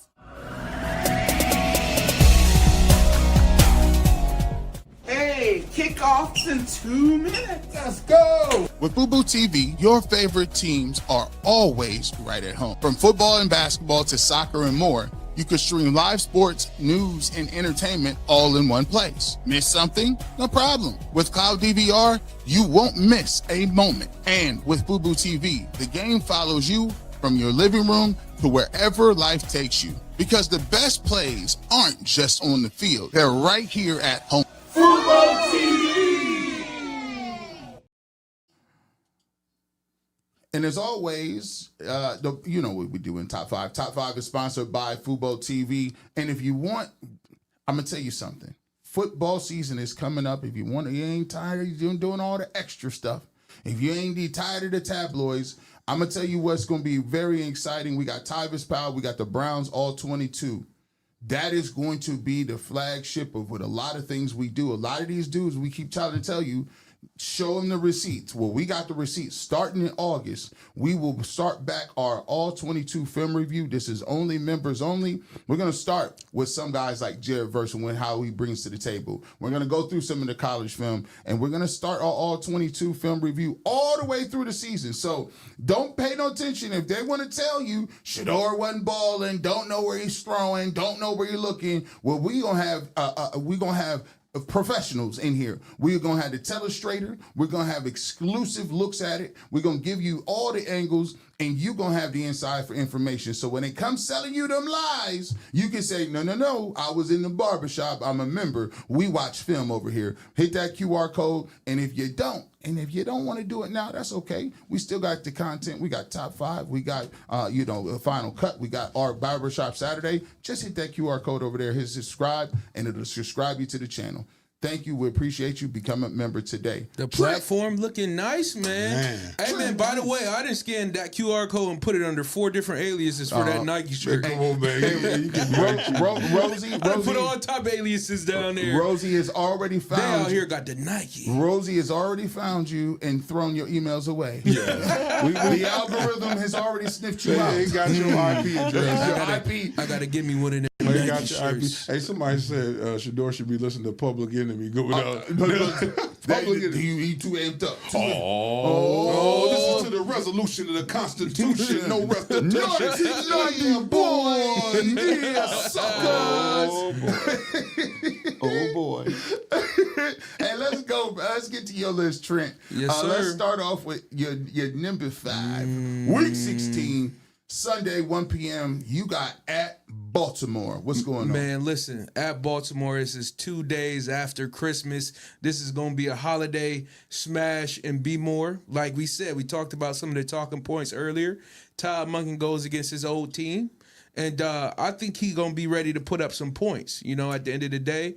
And you got to think, they still have the same owner, same GM, and I feel like he kind of feels like they kind of got me out of town. Lamar didn't kick me out of town, kind of. He didn't like the play calling and all that. So I think Todd Monken got a chip on his shoulder, and he ready to show the whole world in Baltimore, like, yo, I got a young quarterback. I got my quarterback, and we ready to go.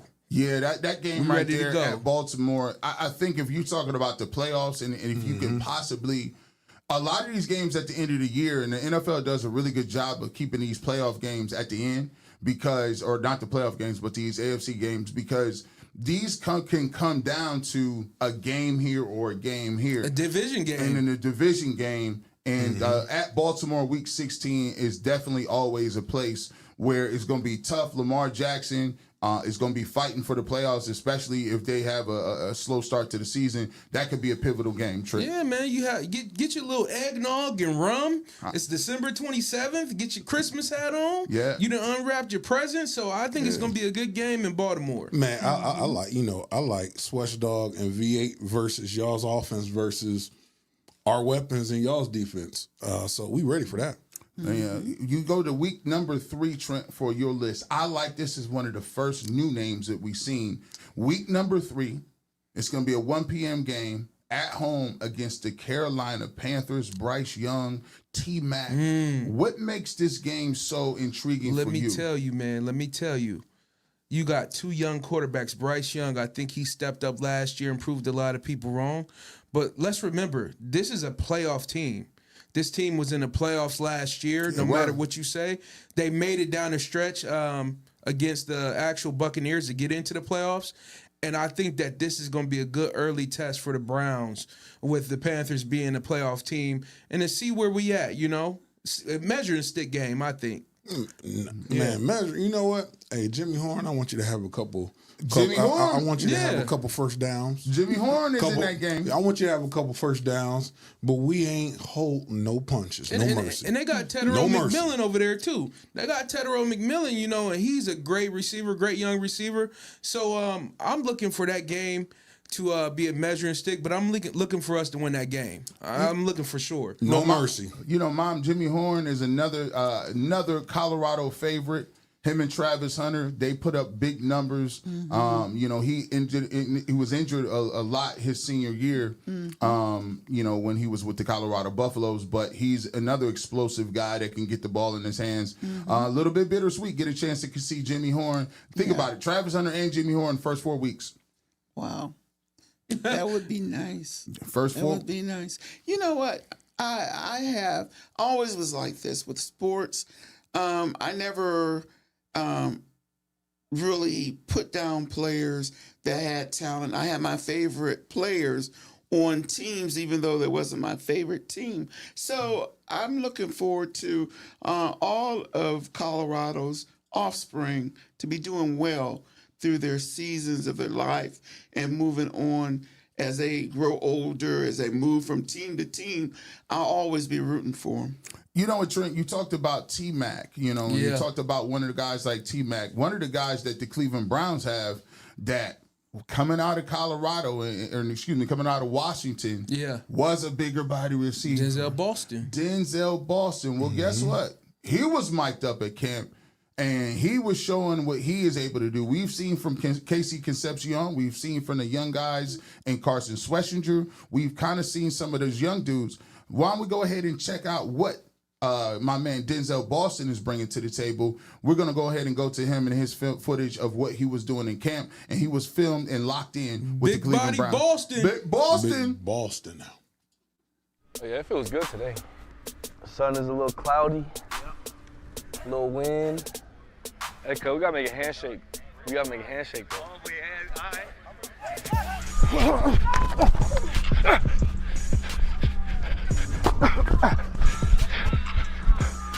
Good route, KC. Good route, KC. Oh, yeah.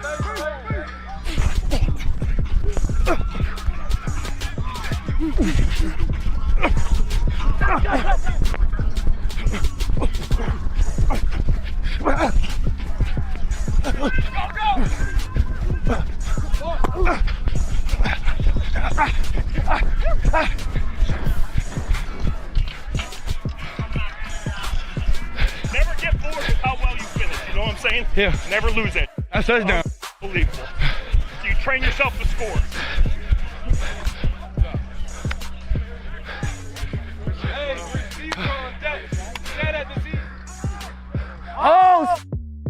Oh my God. Malachi he did 1-2. He took a go. Oh my.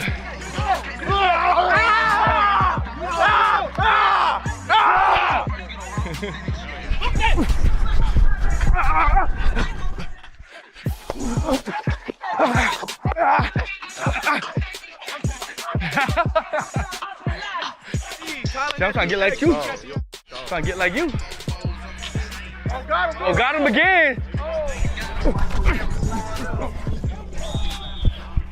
Stay right on the outside. You'd have had the edge if you just stayed right here. When he was running, if you just stay right here to the phone. You know what I'm saying? You back in. Still in.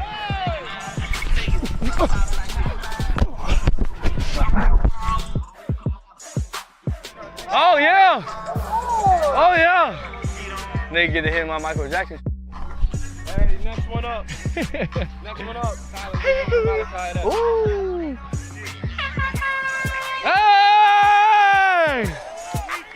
That's a wrap to mini camp. Hope y'all enjoyed the episode. It's a wrap to mini camp. Y'all better be smiling. Hope y'all smiling. I appreciate all of y'all. Okay, I appreciate all y'all. Okay, this ain't easy, but it's never gonna be easy. All right. Look, enjoy your break. Okay, don't forget to open up that book every now and again, because when we come back, all this counts. Okay, it's for real. All right. How much time? You get like 2 weeks of camp and straight to preseason. Yeah, 2 weeks. It's gonna move fast. Yeah, it's gonna move fast. That's all we need, man. It's gonna move fast. Okay, so y'all be ready to go when we get here. Be great on three. Be great on three. 1, 2, 3. Be great.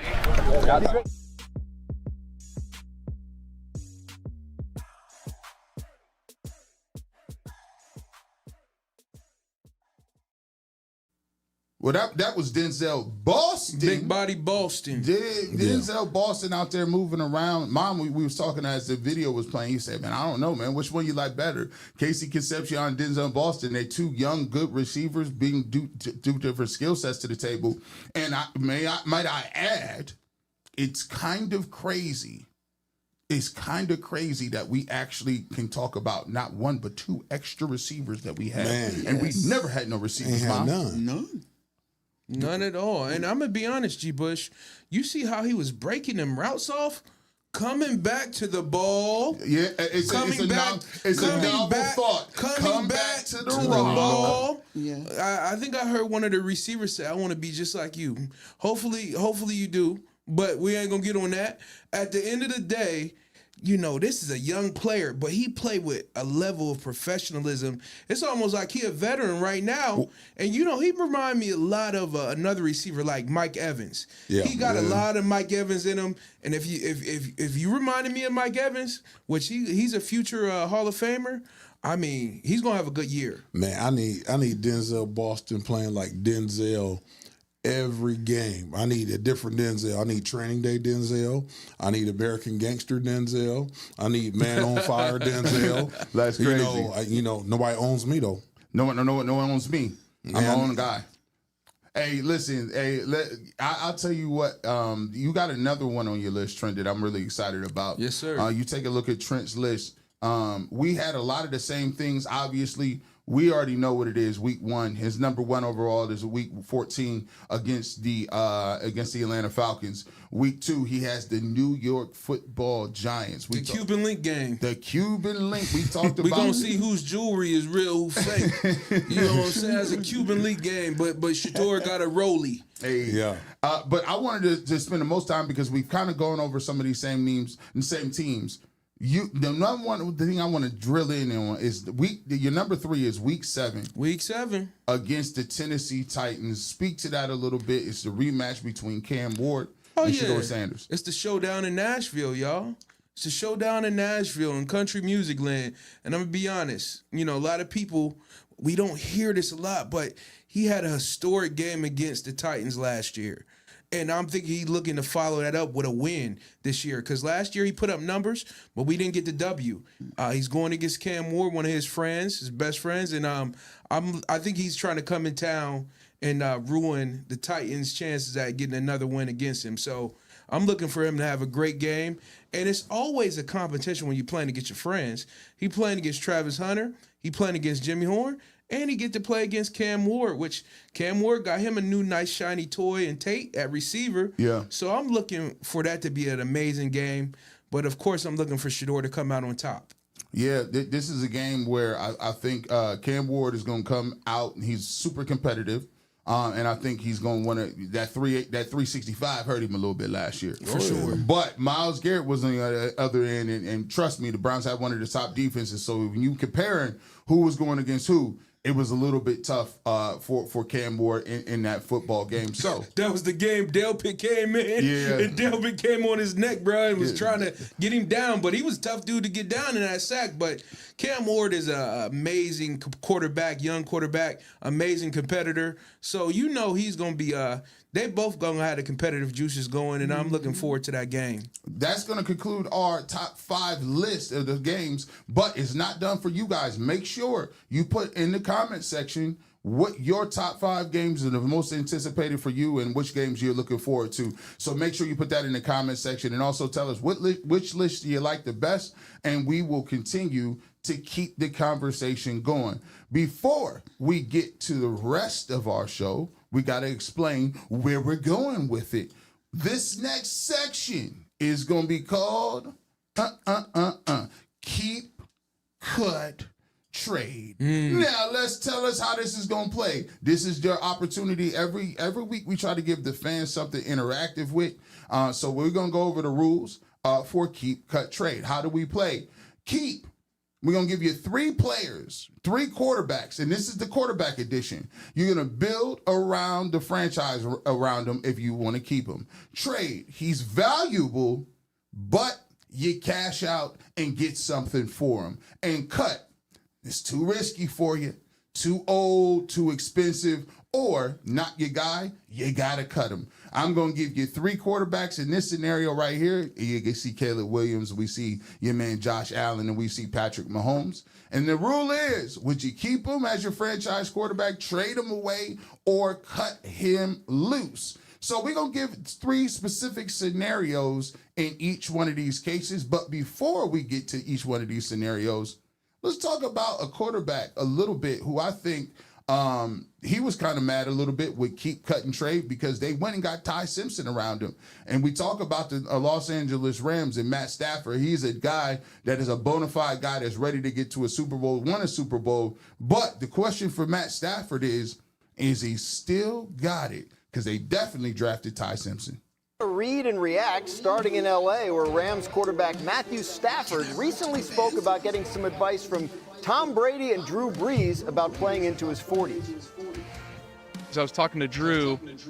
This was before last season. He was like, how old are you again? I was like, I'm 37. He was like, you might have your best 5 years of your career coming up, and I was like, huh. I never really thought about it that way. Drew's saying that kind of lit a fire under me and gives you a little bit of belief that maybe an old guy can still go out there and spin it around a little bit. Sounds good, but Drew Brees did not actually have 5 more great years after that age. Kevin, do you think that Stafford does?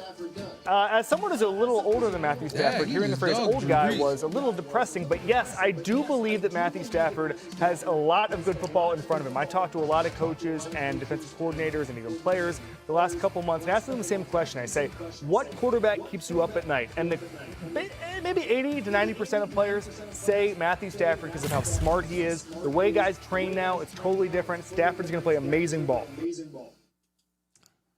Well, guys, you take a look at this when we talk about the keep, cut, trade, and I think we start the conversation off with a guy like Matt Stafford, and we kind of just expand this throughout. And part of the exercise is to figure out what exactly you guys have going into your season, and can you still build around a guy? I think a lot of times we talk about the situation in Cleveland, and everything is about, okay, do you have a franchise quarterback? Do you have a franchise quarterback? Do you have a franchise quarterback? But I think sometimes we so hyper confused that other teams, even when you have a franchise quarterback, there's still questions about what you can be, Trent. Mm-hmm. It's a question mark about, hey, is Matt Stafford a dude that can still get it done? And they drafted Ty Simpson. So even when you got a franchise quarterback, that's not the end all be all to your whole dreams. I think with them getting Ty Simpson, I think it was more or less them thinking about the future, maybe a year or two from now. You got to think. Matthew Stafford came into training camp last year and had a back injury. And, he's not a spring chicken, as they say. He ain't getting any younger. So I think even though he, won the MVP, he had a great year. I think they're looking like, well, we got to get, some guys ready. That way, when he does retire, we can have a guy and plug and play him. Bryson, when you take a look at Matt Stafford and him being a dude who possibly can be ready to get to a Super Bowl, do you still think he has enough left? And where would you rank him? It's funny when you talk about Matt Stafford's totality of his career. When you think Matt Stafford, do you think top 10 quarterback of all time? Top 10. No. It's kind of strange a little because he got a weird resume. He came up but he played with Calvin Johnson and Lions, and a lot of times he threw for all them yards. But it's funny because I just don't see. I'll say this, Garrett. If he wins another Super Bowl, he's top 10 for me because he won one a few years back. If he wins another one, now he did have 2 great defensive players, one in Myles Garrett now and the other in Aaron Darnold, but every great team has some great defensive players, and I'm not going to take that away from him. But I think if he wins one more, it's almost like Eli Manning. Eli Manning won the first one. Once he won that second one, it kind of solidified his position. Yeah, I like that comparison. It's very similar.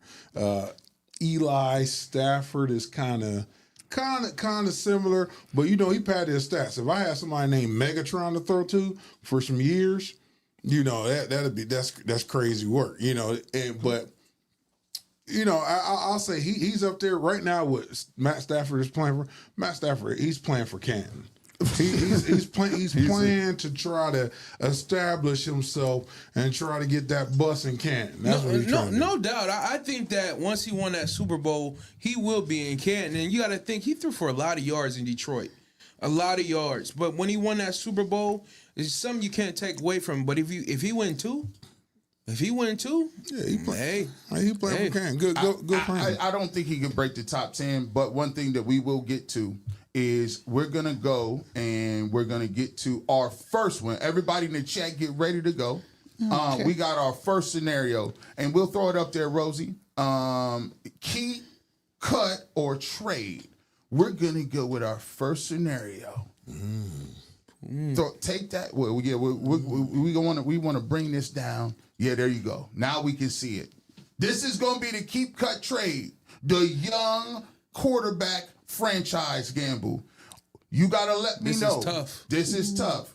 Are you keeping, cutting, or trading C.J. Stroud, Caleb Williams, or Jaden Daniels? This one is tough. Yes, I'm going to start over there with you, Trent.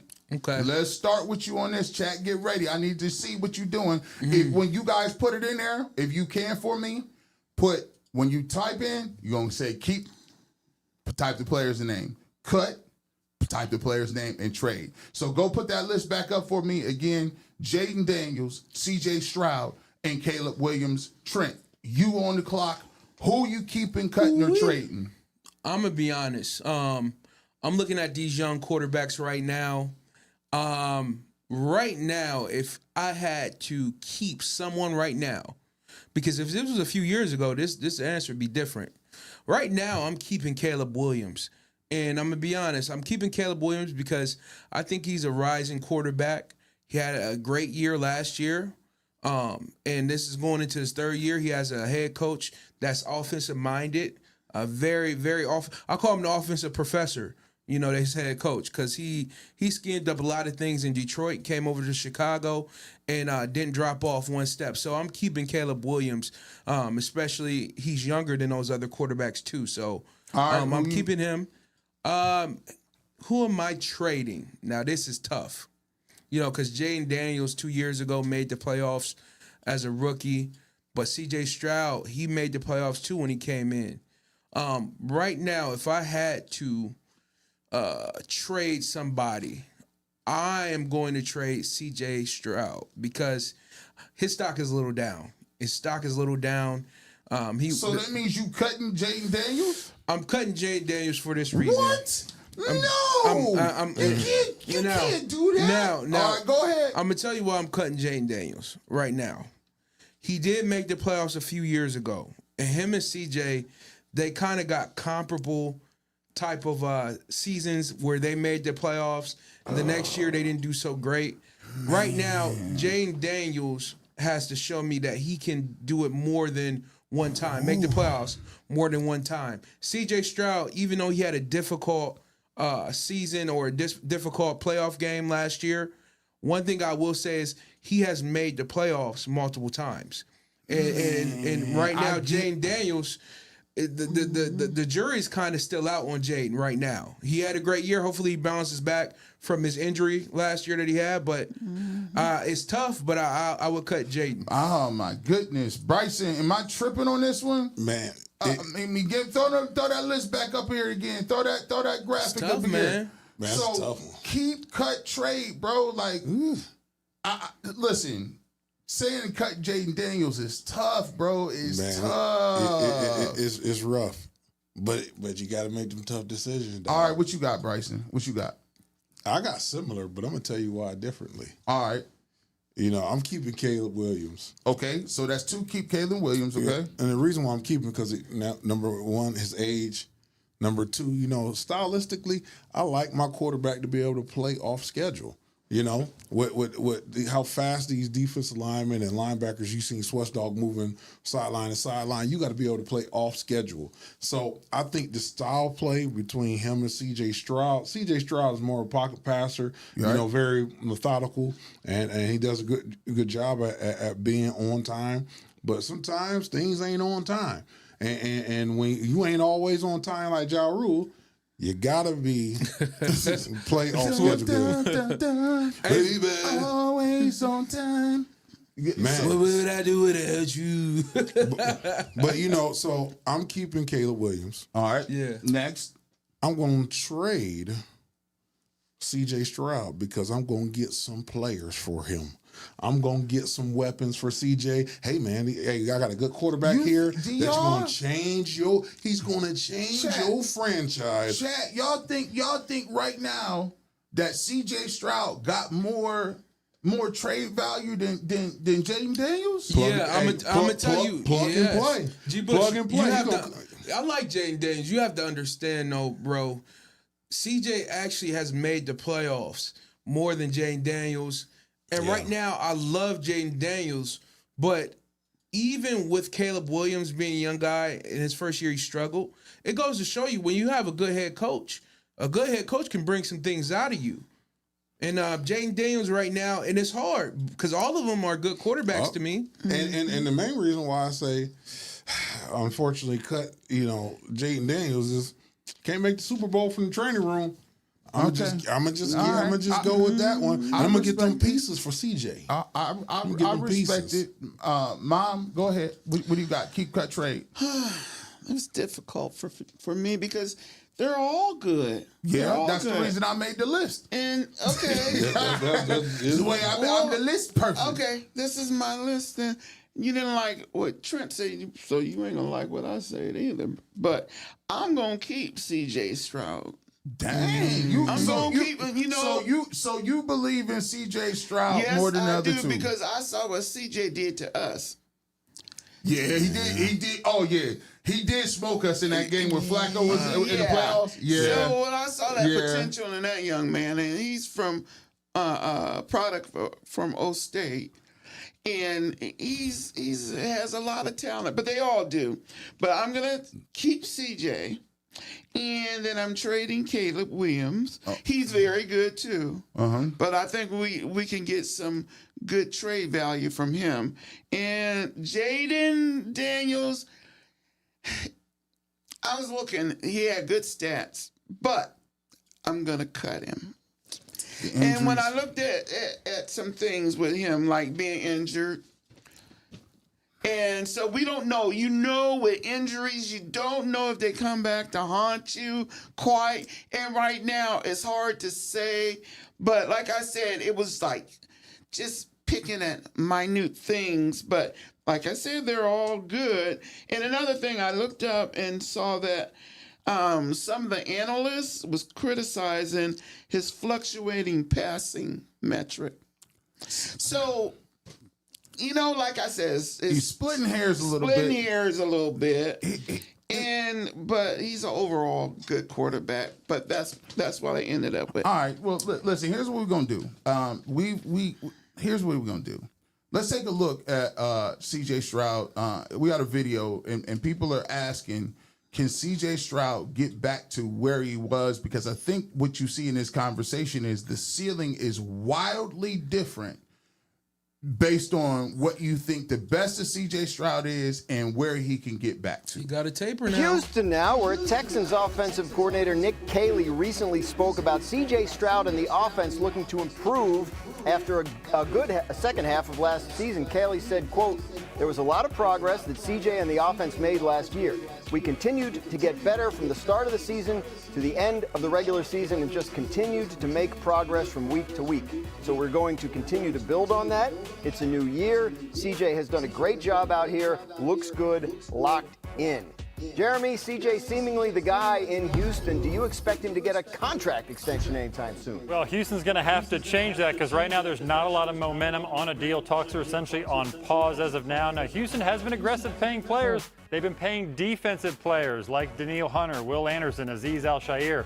So if they want to take care of Stroud, they're going to have to make some progress this summer. Otherwise, there are some people around the league who very much believe he will play out the fourth year of his deal, try to get his value up. This is similar to the Trevor Lawrence situation a couple years ago. You have a top pick who showed some good, some bad. You got to decide, do you pay him early or do you wait? So it could end up being a kind of a prove-it year for Stroud in Houston. Mina, what's the key for Stroud and this Houston offense to show what Nick Caley wants him to show this year? I think Houston can do a better job of supporting him this season, but if they can run the football better. So C.J. Stroud's superpower as a quarterback is throwing in breakers. Digs, crossers, slants. He is last year was first league-wide in success rate on in-breakers, tied for first with Jared Goff in EPA per play. And some of that has to do with Nico Collins on the receiving end, who's also, that's also his superpower, is catching those types of passes. But it's a phenomenal skill set, and one that I think the Texans haven't been able to lean into, or at least get the most out of because of the lack of an efficient and explosive running game. Because think about it, if they were able to draw linebackers up more often, there'd be voids thrown over the middle of the field. If they were to draw safeties up, they would face single high coverage, giving catch and run opportunities to those receivers. But because defenses aren't afraid of the Texans' run game, they do limit them to some extent, and it creates a lot of third and longs for C.J. Stroud. So I think CJ obviously has to be better than what we saw in his last performance, but the Texans' run game, most importantly, needs to be better to get the most out of C.J. Stroud. Jeremy Fowler said that the Texans are taking care of a lot of players and spending a lot of money, especially on the defensive side of the ball. What they're doing is paying undeniable players. And the last couple of years, C.J. Stroud simply has not been undeniable. That is the biggest X factor in the league. I mean, if he goes back to rookie year C.J. Stroud, they win the Super Bowl. It's the easiest equation in the entire league. The problem is that seems to get further and further away every single year. He wasn't bad last season until the end. I think as he got banged up or returned from injury, I think he got a little more uncomfortable with his legs. And in the playoffs, obviously, he didn't take care of the ball at all. I see them as a little bit similar to the Seahawks in the sense that if C.J. Stroud takes care of the ball and lets the defense do its job, they can get really, really far in these playoffs. Even if he's not the 9th best quarterback, he can be the 15th best quarterback. C.J. Stroud, watch some Sam Darnold playoff tape and do the rest from there. Texans, another team that has a little bit of a challenging start to the season. 2 home games, but they're against the Bills and the Bengals, who we expect to be a couple of AFC contenders, along with Houston. And as you can see, we take a look at what was going on with C.J. Stroud. That was courtesy of ESPN, and they talked about some of the things that was going on with C.J. Stroud. Obviously, there's a big ceiling for C.J. Stroud. If he's great, I think that they can move to AFC Championship, potentially the Super Bowl. Yeah. If he's not, and he's been where he is the last couple of years, I think that they could take a step back. And now you talk about those contract situations, and if he is the guy moving forward. That's a tough first 2 games. The Bills and Bengals? Yeah. Hey, we ain't going to play no games. Let's get to the second part. On the list, we gonna keep this thing moving. Let's keep it pushing. We talked about the young guns. Now let's get to the second part of the list, and we're gonna go with, what do we got? There we go. Cut, keep, trade. Can he become elite list? Now this is kind of tough. You got a guy like Brock Purdy, who has been on the teetering of people discuss whether he's elite or not. Jordan Love was a guy who I thought was going to take a bigger step last year. And you got Trevor Lawrence, who was the biggest name, talk about he was generational. Guys, I'm going to start with you, Bryson. Keep, cut, trade, and we're going to rapid fire this thing. Give me the person you're keeping, person you're cutting, person you're trading. I'm going to keep Jordan. You keeping Jordan Love? Yeah. I'm going to cut Trev. And I'm trading Brock Purdy.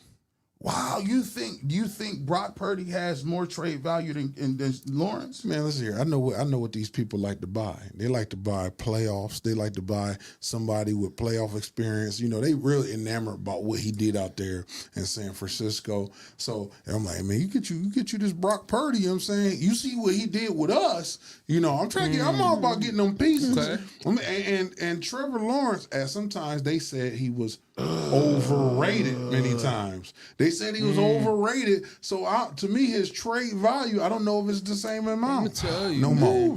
Let me say, and so what do you got? Keep Jordan Love, cut Purdy, trade Lawrence. I think, man, it's tough because I keep wanting to have Trevor Lawrence be like, this is gonna be the year. And it hasn't came to fruition. It ain't came. I think I would align with the Jordan Love move. I think I might align with that.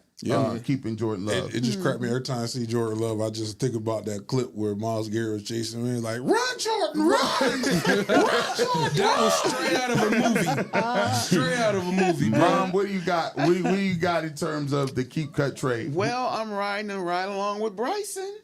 Now I'm going to keep Jordan Love, trade Brock Purdy, and cut Trevor Lawrence. That's crazy. How far we've come where Trevor Lawrence was supposed to be the end-all, be-all, the end game. He was going to be Thanos with all the jewels in his hand, the Infinity Gauntlet, and now he is on top 5 getting cut. They like because he looked like Sunshine. Remember the time? They do like him, Sunshine. Trent, what do you got? Man, I kind of like what Say and Soul did. I'm gonna be honest. I'm getting rid of Brock Purdy. And I'm be honest, Trevor Lawrence getting traded, and I'm keeping Jordan Love. And let me tell you why, though, a little bit. Purdy, this is a list based off of predication of weapons. If the receivers, just think, if Purdy got a good team, he had receivers, he got a good defense. If you put Brock Purdy on the Jaguars, how much would he look? Yeah, I think Kyle Shanahan has a lot to do with Brock Purdy. Yeah. Let's be real. Let's be real I ain't with saying it. that he trash watered, but I can't sit here and say he better than Trevor Lawrence and Jordan Love. If it was play me, for a good team. I don't got a dog in the fight, but I would lean towards Jordan Love. I think I can fleece somebody with Trevor Lawrence though. Yeah. I feel like I could fleece him. I feel like I could upgrade him. I feel like I'd be like, hey, look. It's like going to get that Audi from JD Byrider, and they tell you it only got about 40,000 on it, and it's clean inside. Anytime they say, "Hey, come on over test drive," it's clean. Yeah. Well, that ain't really got nothing to do with whether or not it run. So, bro, you got to think Purdy got CMC. He got Christian McCaffrey over there, bro. Yeah, he had some #1 receivers, some great receivers. So I don't know what Purdy would do on any of those other teams. Purdy was playing off schedule in them playoffs though. He was surprising a lot of people. But he got George Kittle though. That's the playoffs though. That's the offs. Really quickly, I think it's gonna come down to this. Y'all got to tell me, all right, in the chat.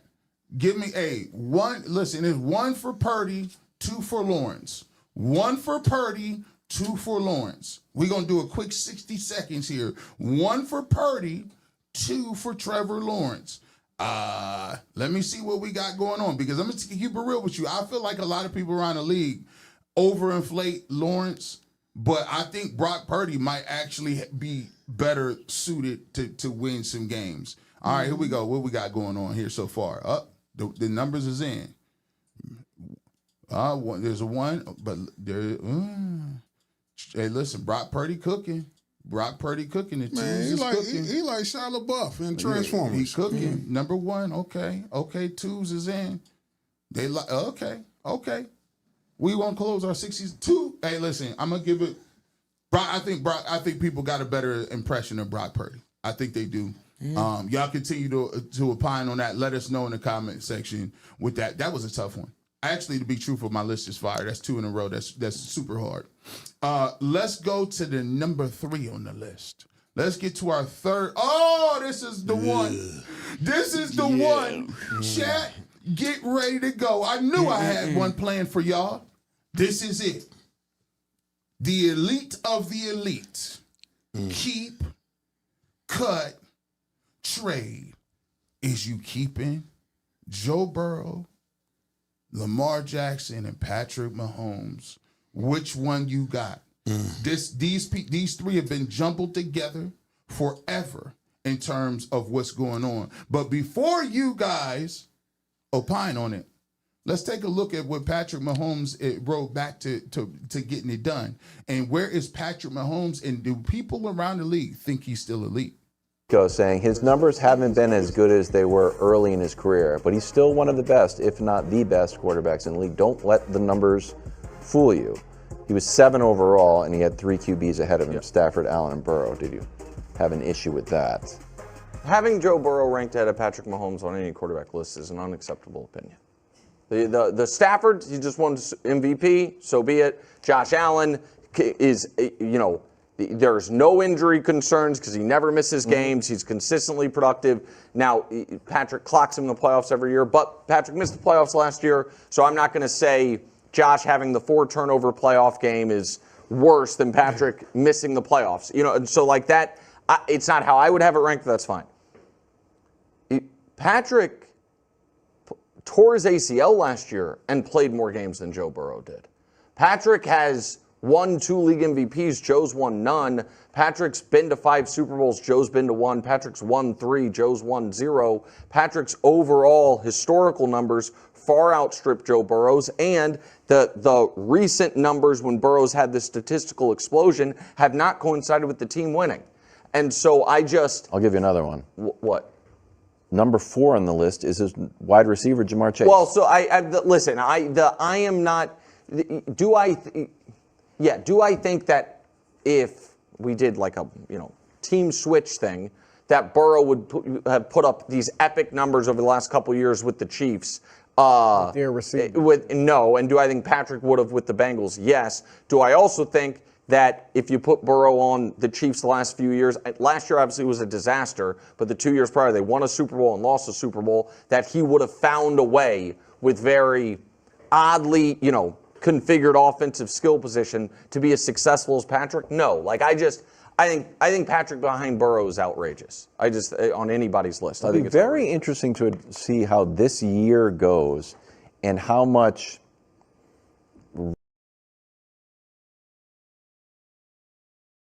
Hey, I'm gonna leave it right there.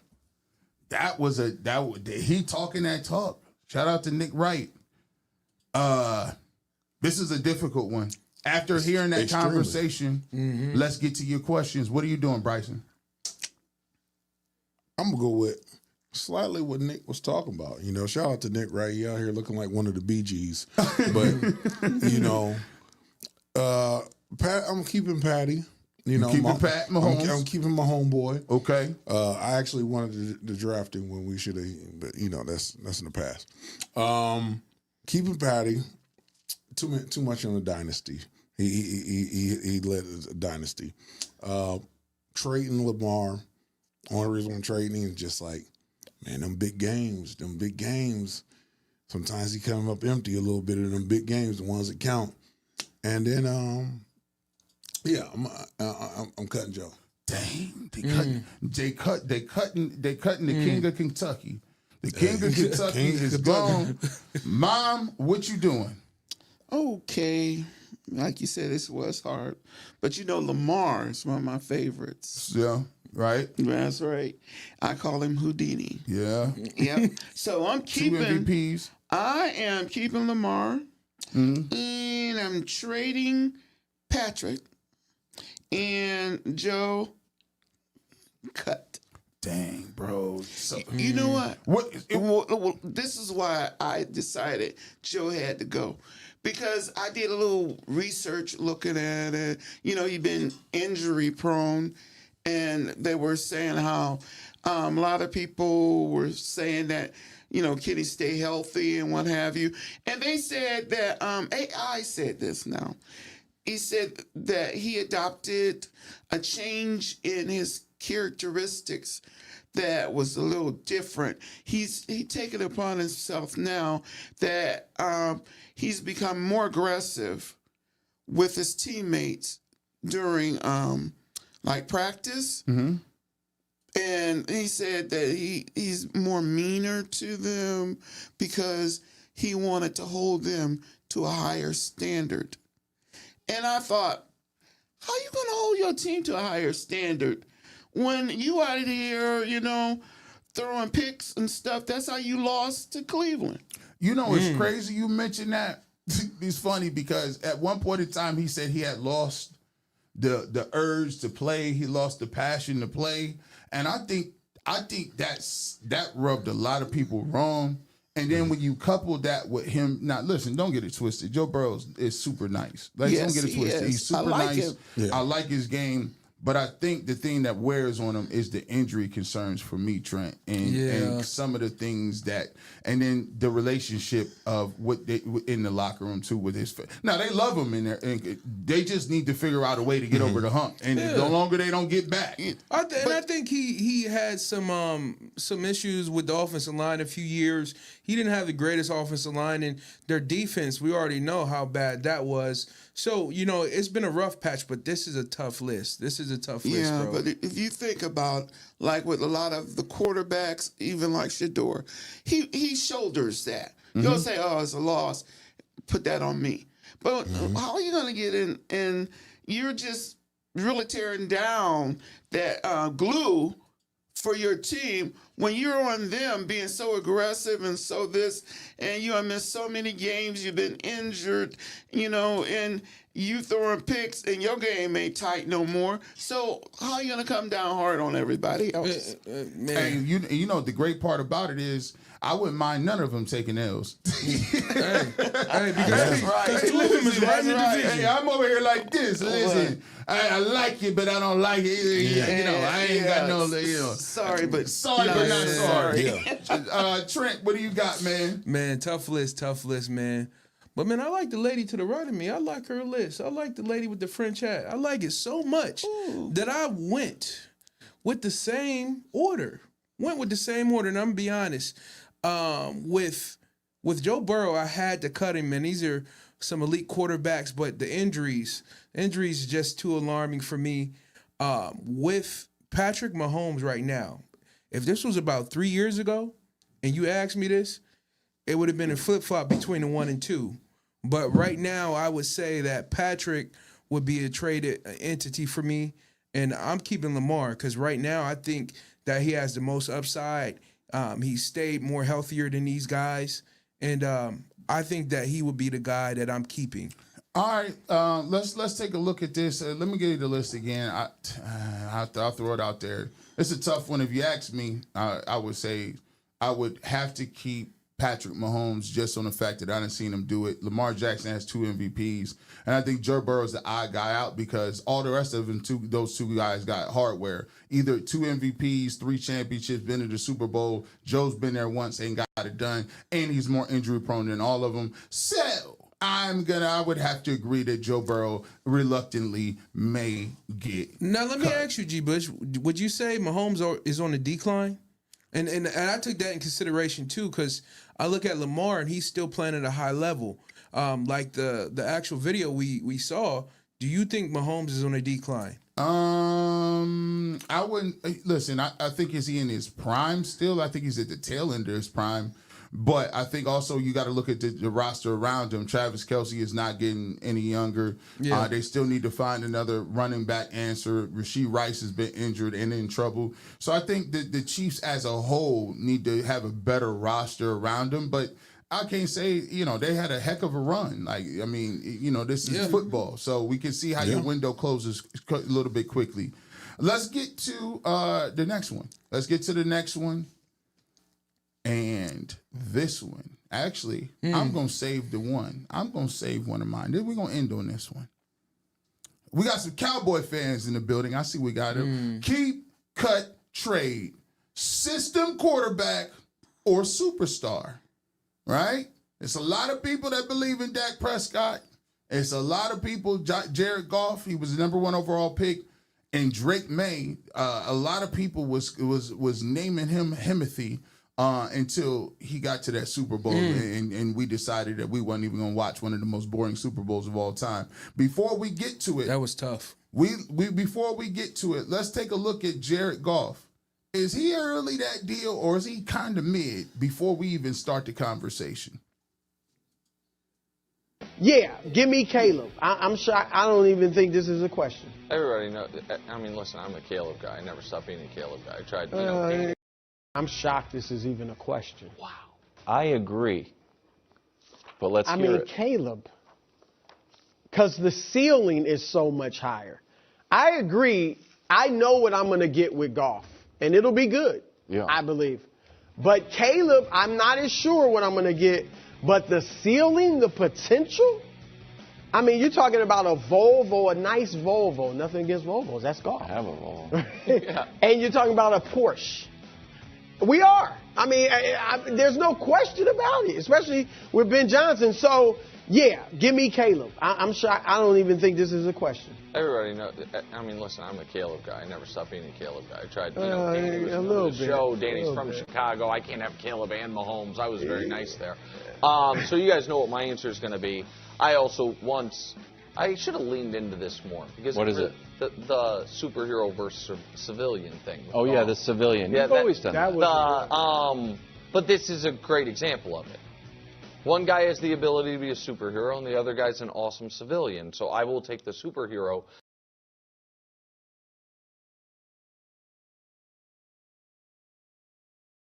Boy, oh boy, did they have, bro. That's wild work. He basically said that he wasn't even a super soldier. He ain't Winter Soldier. He don't even got the super soldier serum. He called Jared Goff Hawkeye. He called him like he's a person with tights on, literally. Arrow, bro. And then he said, bro, he called him a Volvo. He said, ain't nothing wrong with no Volvo. That's crazy work. That's crazy work. But you know what? He was right. Mom, you start this one off. Let's get back to the list and see who he's up against because I think we know who should be getting cut in this list. Okay. I'm going to keep Dak. Okay. I am going to trade for what's his name? Drake May. You trading Drake May? Drake May. And then I am going to cut Jared Goff. Dang, bro. Because I kind of feel like he's kind of bottomed out. Yeah. Hey, and the way they performed, I seen him get smoked by Baker Mayfield and them. The way he played in these playoff games, mid sauce. Bryson, what do you got? I'm gonna play the age game a little bit on this one.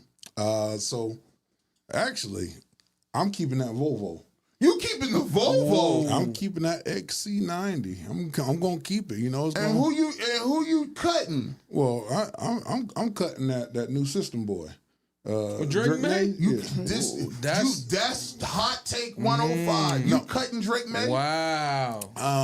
That's Vrabel's season. That's on. Come on, man. That's tough. Yeah, come on, man. That's Vrabel's season. That's playing. tough. They sat there. They played glory ball, and they was out there balling out. Yeah, I'm gonna go ahead and cut him because you know why? It's different once they get the film on you. It's a little different. Once they, Drake May remind me a lot of what's that boy from Menor that played for Chicago for a little bit? Oh, you talk about he played Trubisky. Mitch Trubisky without the athleticism. Man, Trent, hot shout out take? to Trubisky, man. That's kind of hot. That's boiling hot a little bit, man. What you got? I like his explanation, man, a little bit. I'm gonna keep Dak. Man. I'm gonna tell you why. He got some years in the league. He has shown me that he could throw 4,000 yards, and his teams weren't always the greatest. He got CeeDee Lamb out there on the outside and everything, but don't have no defense.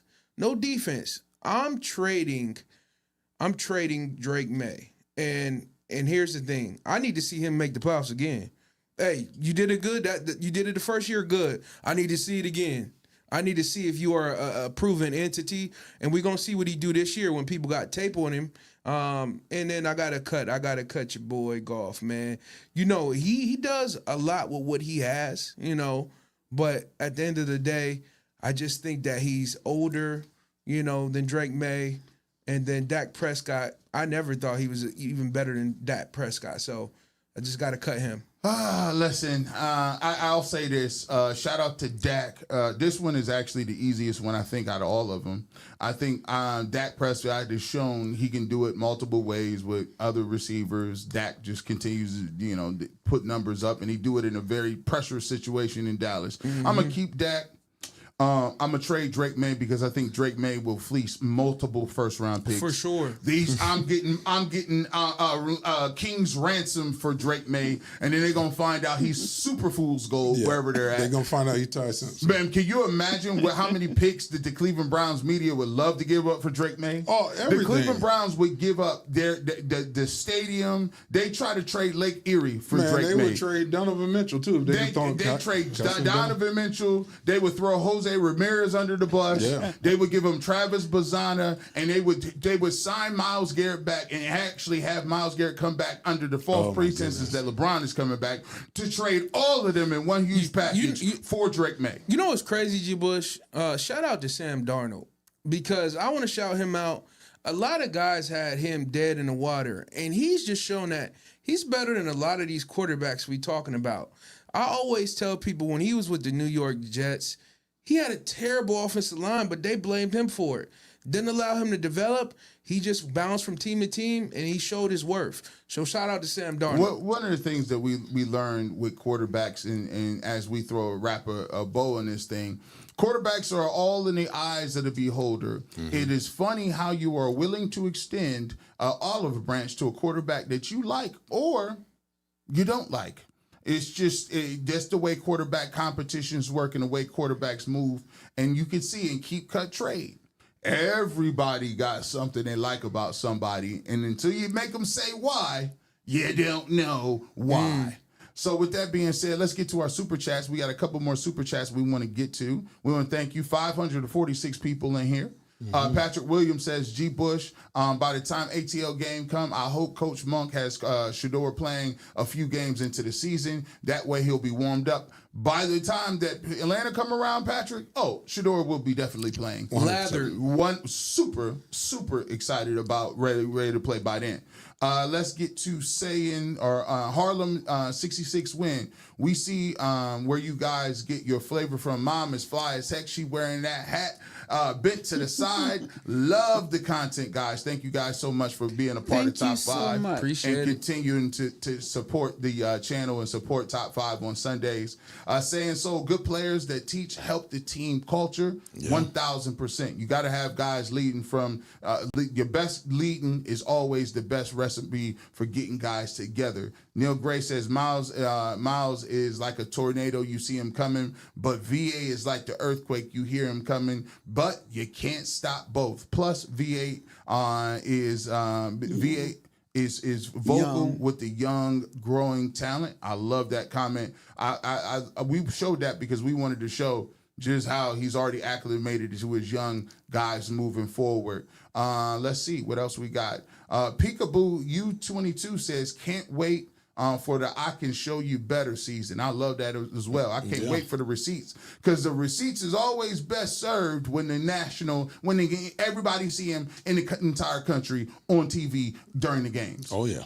Pelver Jackson says, Shedeur Sanders ATL game stats. TCU 500 plus yards, 4 touchdowns, 1 rushing TD. Prime time takeover, perfect timing. He can do that. You might as well chalk it up. Like it, I'm going to be insufferable on TV. I'm going to wear every chain I got, all of them. All the chains. I'm going to wear 16 of them and 5 watches. The real Night King says, what's y'all's top 5 villains of all times, comics or just saying any TV show? We actually did a top 5 show about this. If you are part of our members only, you can check this out. Top 5 villains of all time. Yes. We'll go around the room and give one of our first one. We'll start with Trent. Man, this is tough. Give me one. This is tough. Give him one. Just give him one of them. Give me one, Mr. Tough. Just is tough. He didn't feel. What you got? You know, I'm gonna go with Mamra. I'm gonna go with Mamra. He gave you Mamra. I'm gonna go with Mamra. Top 5. Top 5. I didn't say 1. He might be 5. He's not even in the top 30. Top 30. Mumra wouldn't beat Jared Goff. He's a regular villain. Man, Thundercats? Yeah, Mom, what do you got? Give me a villain. Oh, boy.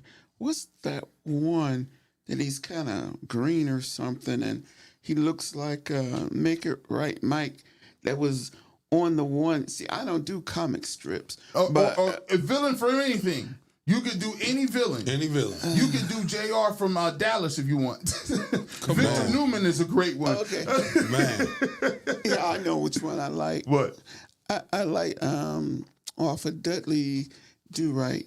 That little villain like You that. talking about Dick Dastardly? Yeah, Dick Dastardly. With Muttley. Muttley. I thought you was gonna say Kevin Stefanski. Never mind. No. This is why we have a family show. Come on. Yeah, it was a family show. I was just playing. Don't joke. Bryson, what do you got? We all know number 1 or number 2 is the Joker.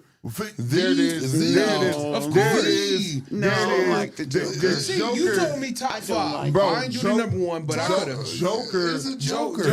Joker's high level. He's just trying to make sure the world burns. He ain't doing it for money. He ain't doing it for nothing. He He's just want to just see doing it it. to But play he's with. just mentally ill, though. There it goes. That's a top villain. That's a villain. The person that don't even care if they right or wrong. Well, in the courts, they said he's not responsible for Why do you himself. think he keep breaking out from Arkham? He keep breaking out. I'm back. He told me, Batman, you should have killed me. You should have got me off the books. You keep having sympathy. So for me, I like that one. That's a great one. But you guys have not. I mean, everyone knows what the number 1 villain of all time is. Man. No. I am your father. I'm your father. Bro, Vader. listen, Darth Vader, off top, number 1 of all time. Yeah. Because not only is he such a villain, he loved Padme and then force choked her out. That's crazy. That's a case in real life. You can't do that. Then on top of it, he was the greatest Jedi and then did the greatest heel turn of all time. How you be the most well-known Jedi and then the most known Sith? What is that guy on the Avengers that killed most everybody? Oh, Thanos. Thanos? There you go. There you go. There you go. There you That's a go. good one. Mom just came in and got yours. Trent, I'm gonna give you one chance before the show go off to get Mumra out of here because she just she linked you with that Thanos. Here With you the go. Thanos. Give me one. Let me see. Come on, Let Trent. me see. Come on, Man, you know what? I'm gonna go Lex Luthor. He might not be number 1.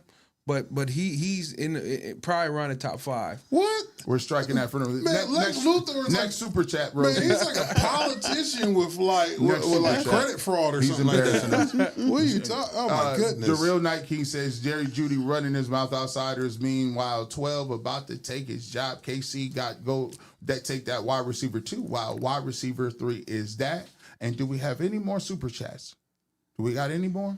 We've reached the end. I want to thank, so crazy. I want to thank 518 people that stayed in here for this. Is our longest show ever. Sure. Yeah. This is our longest show ever. We want to thank you guys. We appreciate you. Let us know how you like the show. Thank you for your your Sunday time. We want to thank every single person out here.